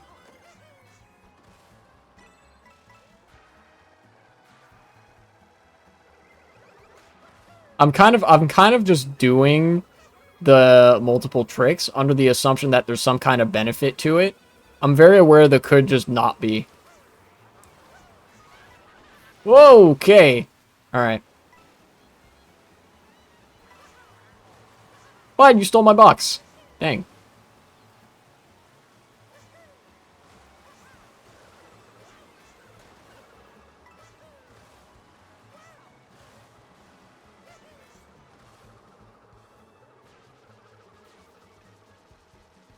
You go slower when you do this?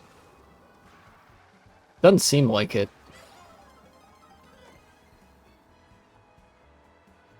Oh wait, no, that's not Koopa Cape. That's Dino Jungle, I think. Never mind. I got the two mini-maps mixed up because they look kind of similar. I'm silly. Although, I think Koopa Cape is in this game. I'm not 100% sure, but I thought it was. Okay. Couldn't avoid that green shell, but I did take care of the blue shell, which is good. Okay, yeah, Dino Jungle.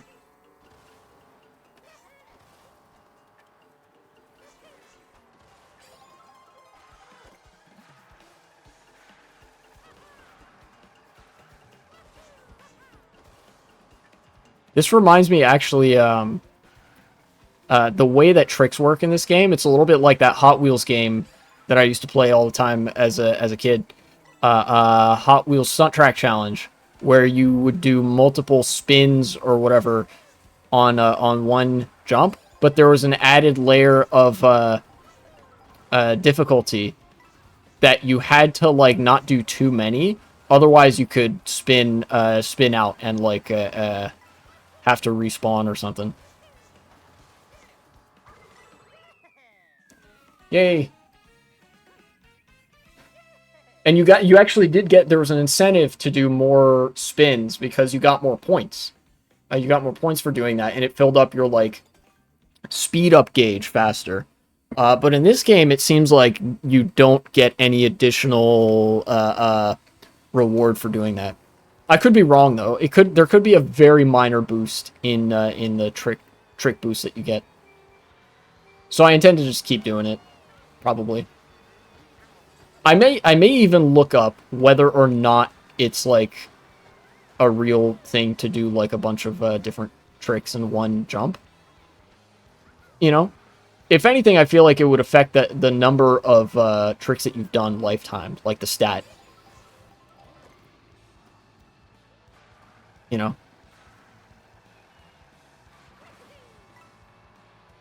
Oh, he's got the B dasher? Dang. Want to unlock that.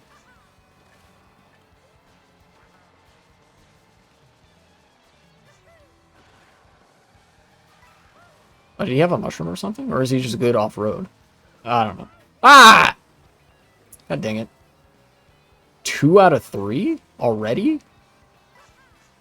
Alright, well. Just makes it way more clear I gotta get this box, then.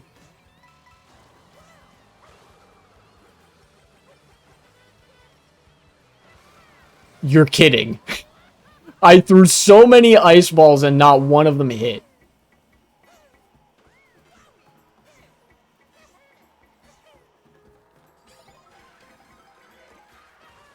Damn. Alright. Get me through here. Blue shell? Sure.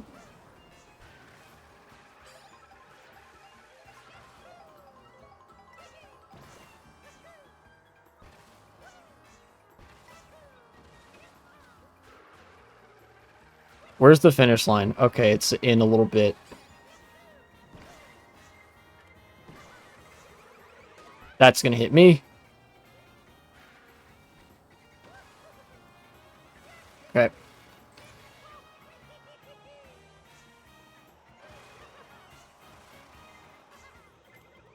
Nice.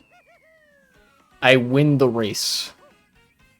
Just win the race. Just win the race. Just win, just win, just win the race. I don't care what it takes. Just find a way to win the race.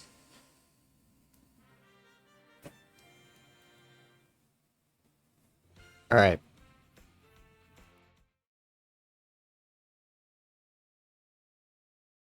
Cool. 3 stars. What do I get?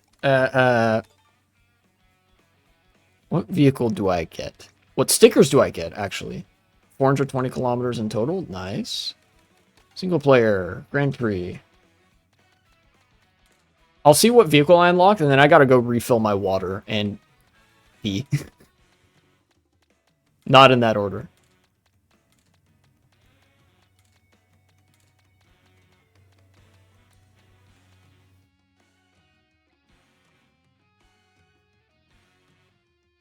Why is she looking at me like that? It's kind of uncanny. I don't know.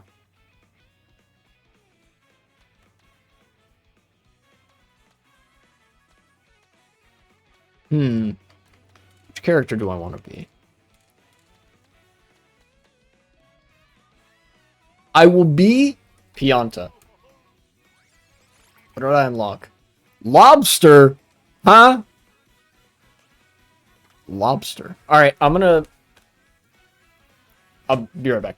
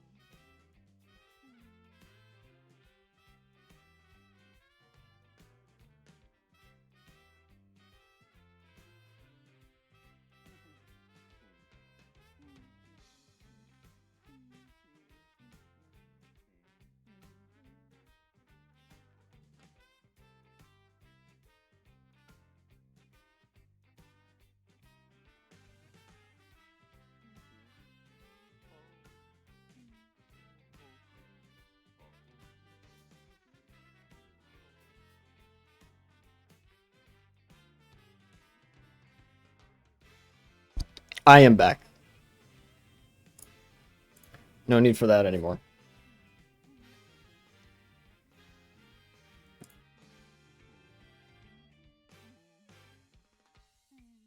Pianta. Do I want to drive the... I don't think I want to drive the lobster mobile. Or the junkyard hog. You know, there's an increase... There's a marked increase in what I would consider to be like tricycle-esque vehicles in Mario Kart. Funky Dory. Very funny. But maybe I won't be. I kind of want to do the pipe frame for the last cup of the you know, the gauntlet here. Let's be touring Luigi, and then I will pick the pipe frame. Very nice. So, 3 stars on every cup except for the Leaf Cup. Let's round it off. Get a nice victory in Mario Kart to complement the nice electoral victory in real life that I feel like is actually the beginning of turning the whole fucking United States around. And then I think that would be a pretty good stream for me. Let's go, Luigi. Let's do it. And then potentially even before I end stream, it might be good to look up whether like how tricking and trick boosts work in this game.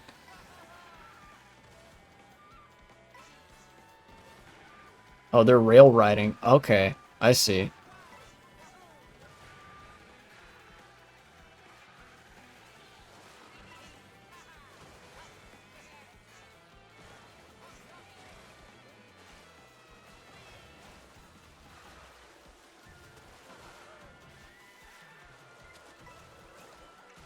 Why did all my momentum die right there? I don't get it.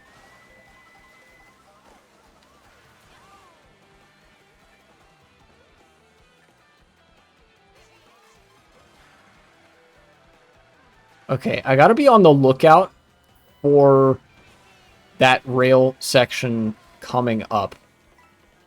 Here. Yeah, like that, like this.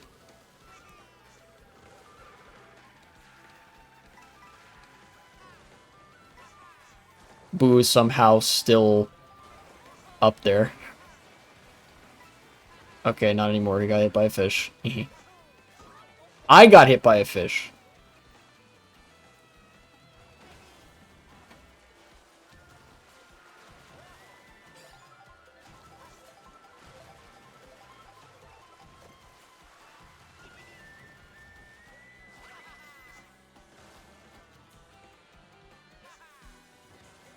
This is serious business. Alright, come on. Come on, get me up there. Yes. Perfect. I'm the fish. Wait, no. I'm in first just in time to get blue shell. Okay. Well, that person got owned by the fish, so maybe I'm sitting pretty after all.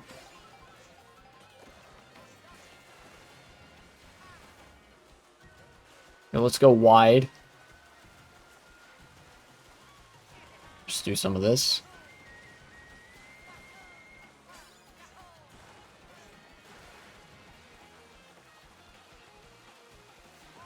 Okay. Nice! I really cleaned up the ending there. That was good. That was really good. 15 point.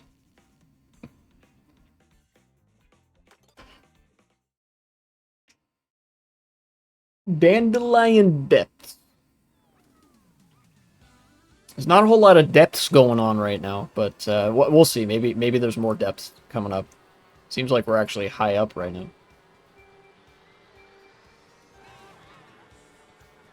Give me the food. Yes. No. Okay, whatever.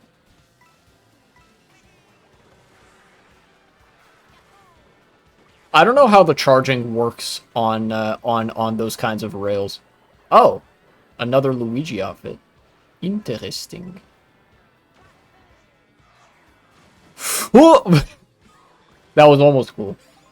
Also, I do notice they've brought the startup boost back, where like you can when you respawn, you can get a little startup boost when you hit the ground. That's really nice. In Mario Kart 8 and 8 Deluxe, that was notably absent.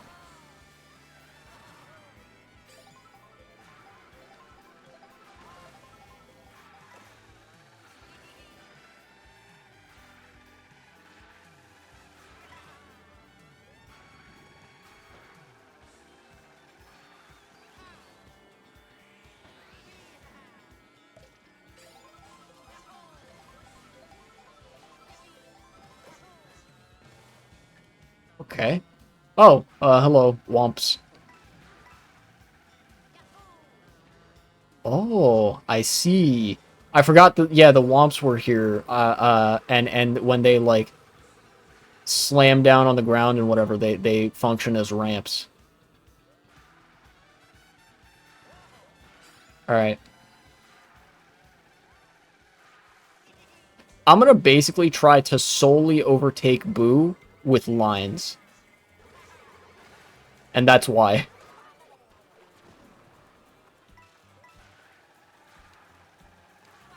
Because I want the blue shell protection to be for me and just me. That's my strategy here. Okay. That was pretty dangerous. Come on, Boo, you piece of crap. Is he just... He's just faster than me, I think. Yeah, he's just going faster than me.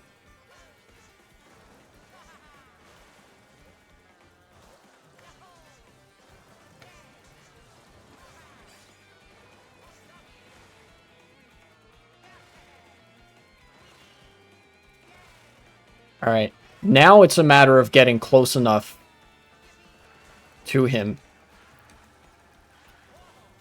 No, no, no, no, no, no, no. Fuck you. Come on. Why? Why?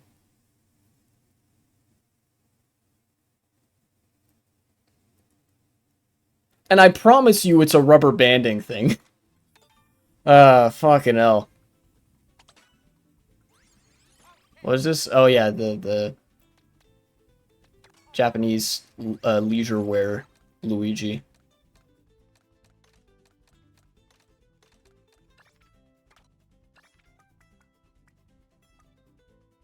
Bullet bill.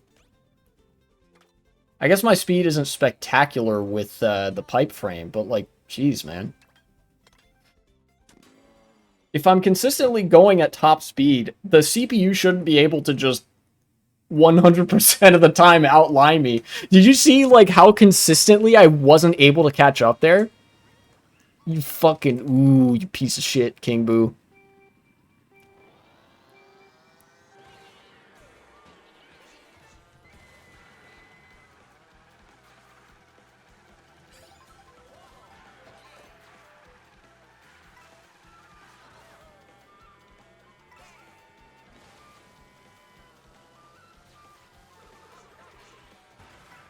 Okay.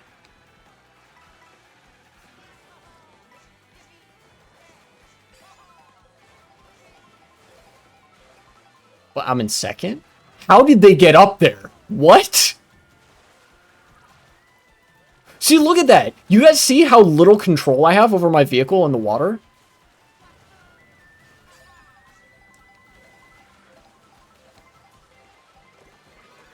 Ow.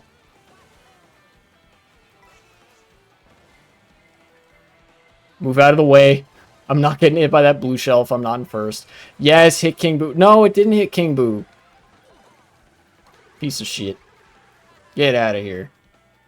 Yeah, that's right. Fuck you.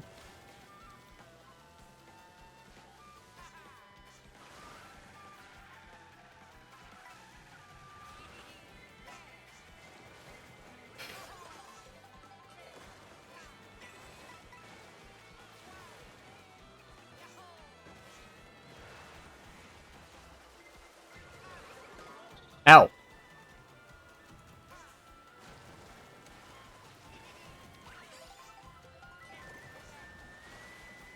Alright, get the fuck back here. How did they get that far ahead of me? Hello? This is part of the problem I have with the CPUs in this game. There's like, for random spells of time, they just rocket ahead of you and stay there, and like going faster than it's possible for them to go, I think. Like, legit.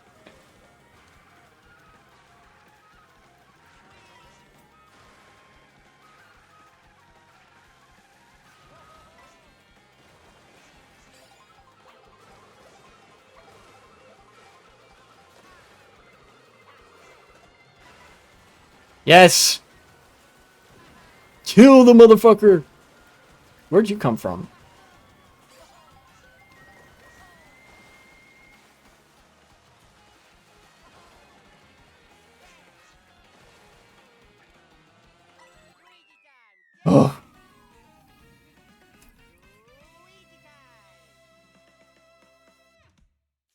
Too close for comfort. Too close for comfort.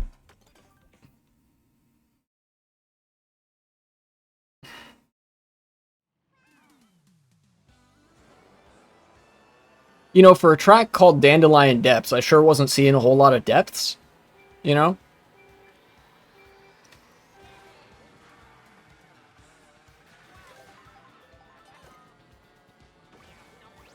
Yummy.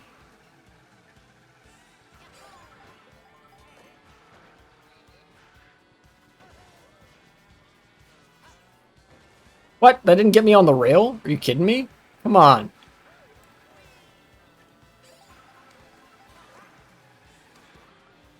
Hello? The car ate my drift.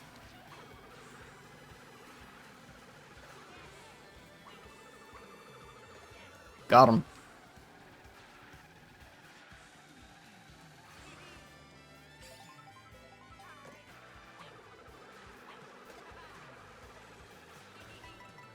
Okay.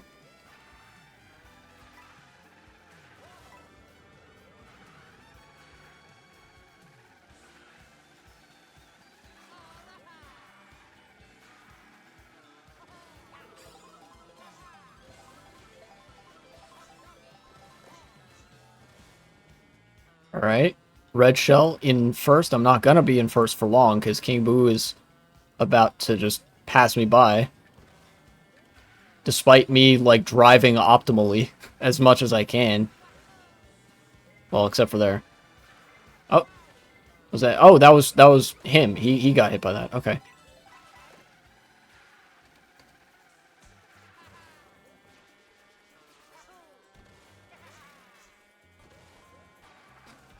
Alright, take the inside line.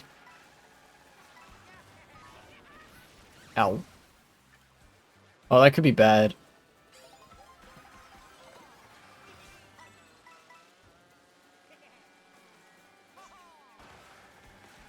That could be real bad.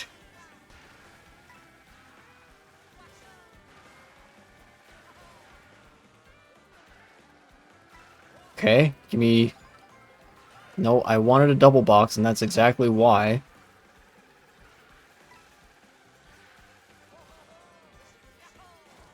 Oh, there's still time.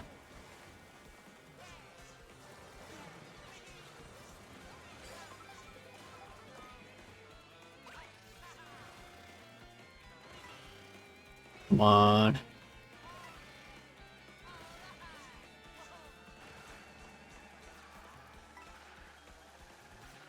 Okay.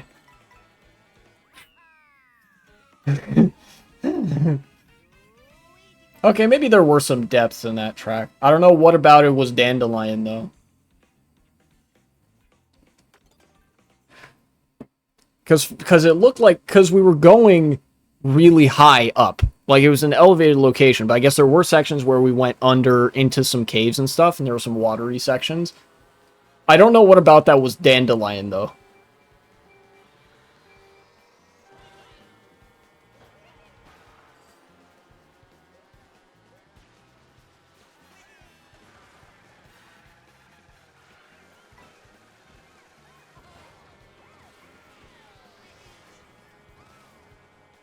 Give me this double box, please.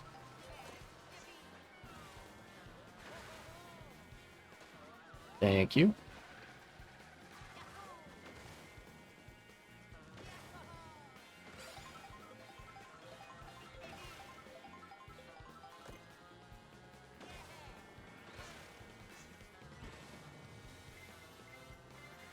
Well, that's my cue to get on out of your way.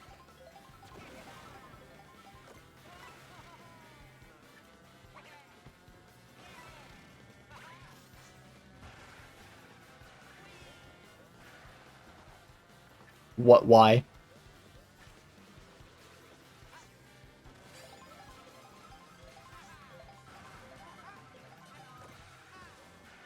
Okay, green shell.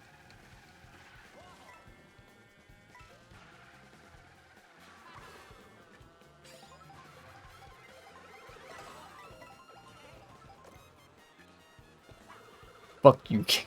Yes! Thank you, Peach. At least I think that's Peach.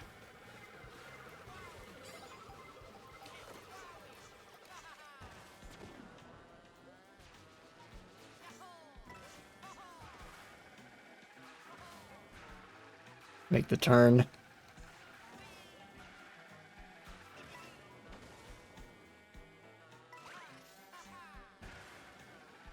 I missed that food thing. That's fine, probably. Coins. Okay.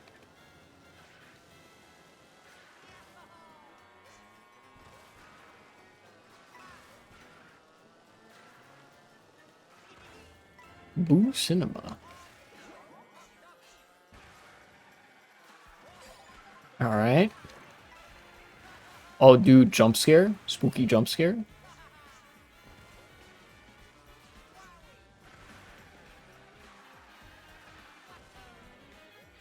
Okay.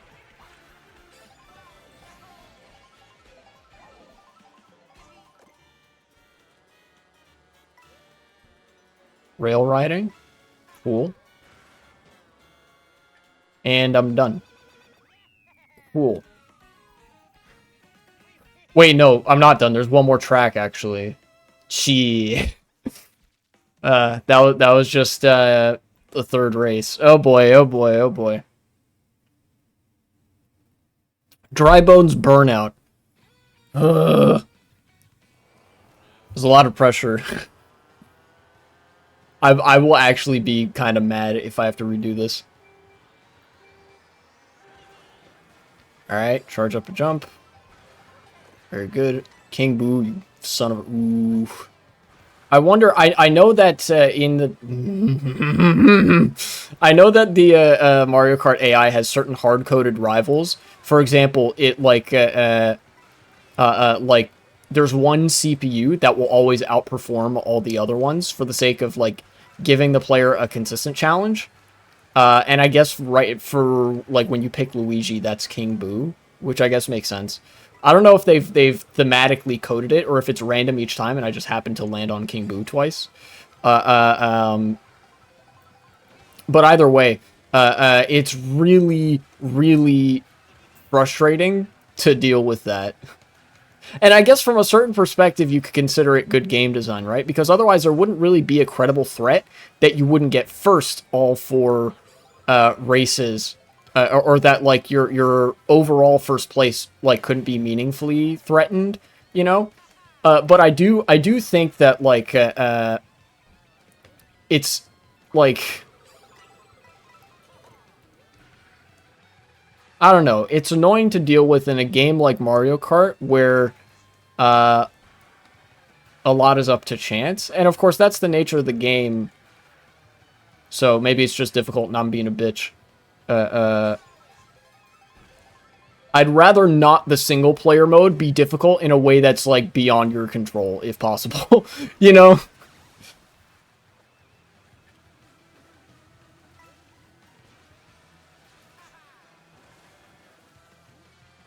Like it feels a little bit of a like an unfair difficulty, I guess is what I'm getting at there. Which is not what you want for the single player mode in a game. Like, it is perfectly fine that Mario Kart is not a fair and balanced experience for all players involved online, right? But in single player, where there's supposed to be at least some semblance of a beginning and end to the game, I feel a little bit differently about it. I don't know. Take that however you will.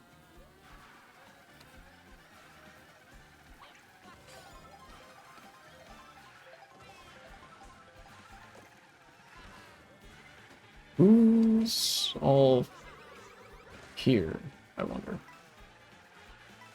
Oh, perfect. Double item. Let's go.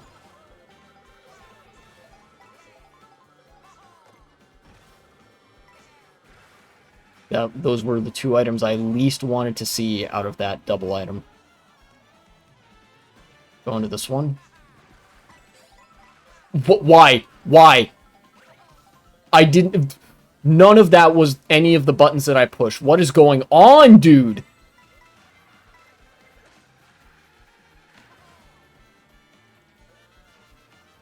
Did you guys see that?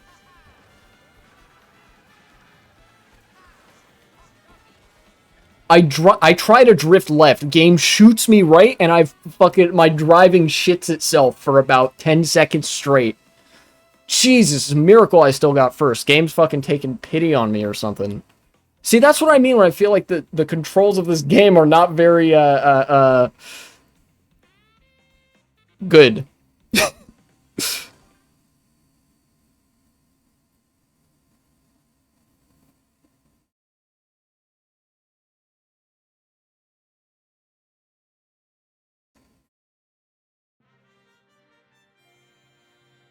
But I did it. 3 stars. What do I get? To the victor go the spoils. What do I get for beating every cup 3 stars? 1,600 coins. Nothing? Wait, really? Absolutely nothing. You're serious? Fucking turning into J. Jonah Jameson right now. The fuck?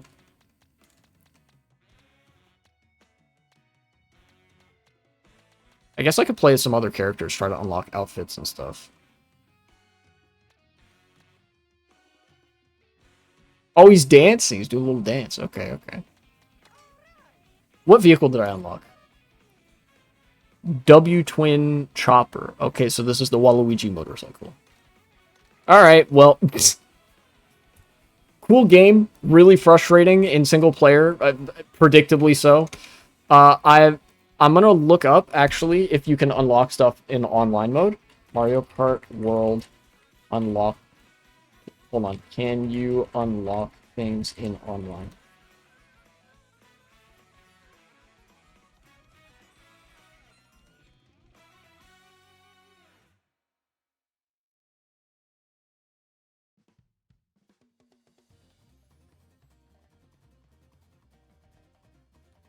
Uh,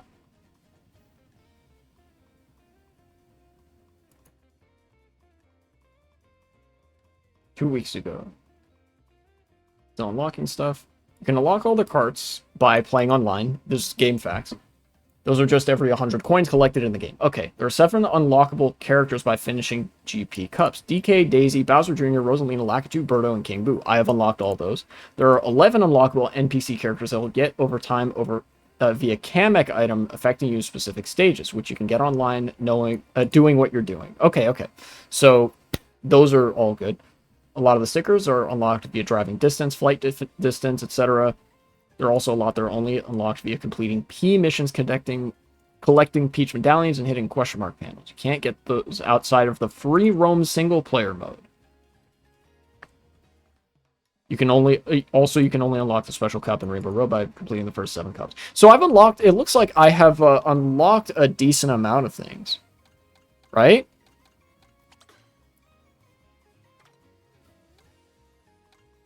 Is this the free roam mode? Hold on.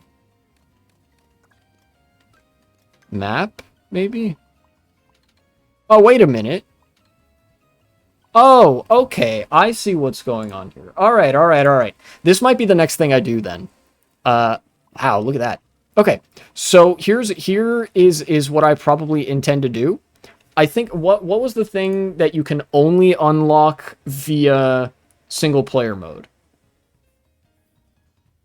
There are also a lot of stickers that are only unlocked via completing P missions, collecting Peach medallions, and hitting question panels. You can't get those outside of the free roam single player. Okay, so what I'm probably gonna do... yeah, okay, there's a bunch of different tracks here where there's missions and stuff. I might start doing these as the next thing for this game, right? That's probably what I'll do. I might start with something like Desert Hills, because that's a track that I know. Just to get familiar with the format of, like, what I'm looking for. Choco Mountain's in this game? The fuck? Choco Mountain, Toad's Factory. Dude, Toad's Factory is, like, unrecognizable. Alright. So for now, I think I'm happy with getting 3 stars in every cup. Yeah, okay. P-switches, question panels, and medallions. Coins. Yoshi's hamburger. Crazy hamburger. Crazy hamburger. Shoutouts. Shoutouts to the crazy hamburger meme. Alright, I'm gonna raid somebody now. This is fun. I think the GP is like the most grindy and probably least fun part of that because it involves racing against like rubber banding like CPUs and stuff. I don't know. Who else is doing this shit right now?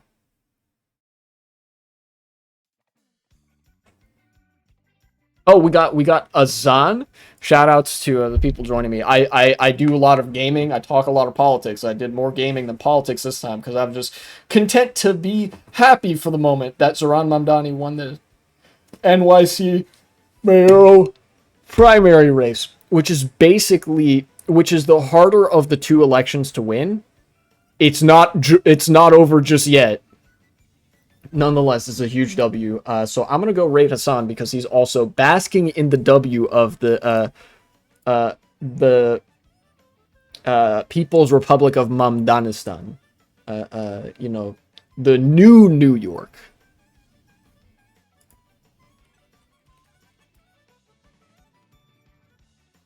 There we go.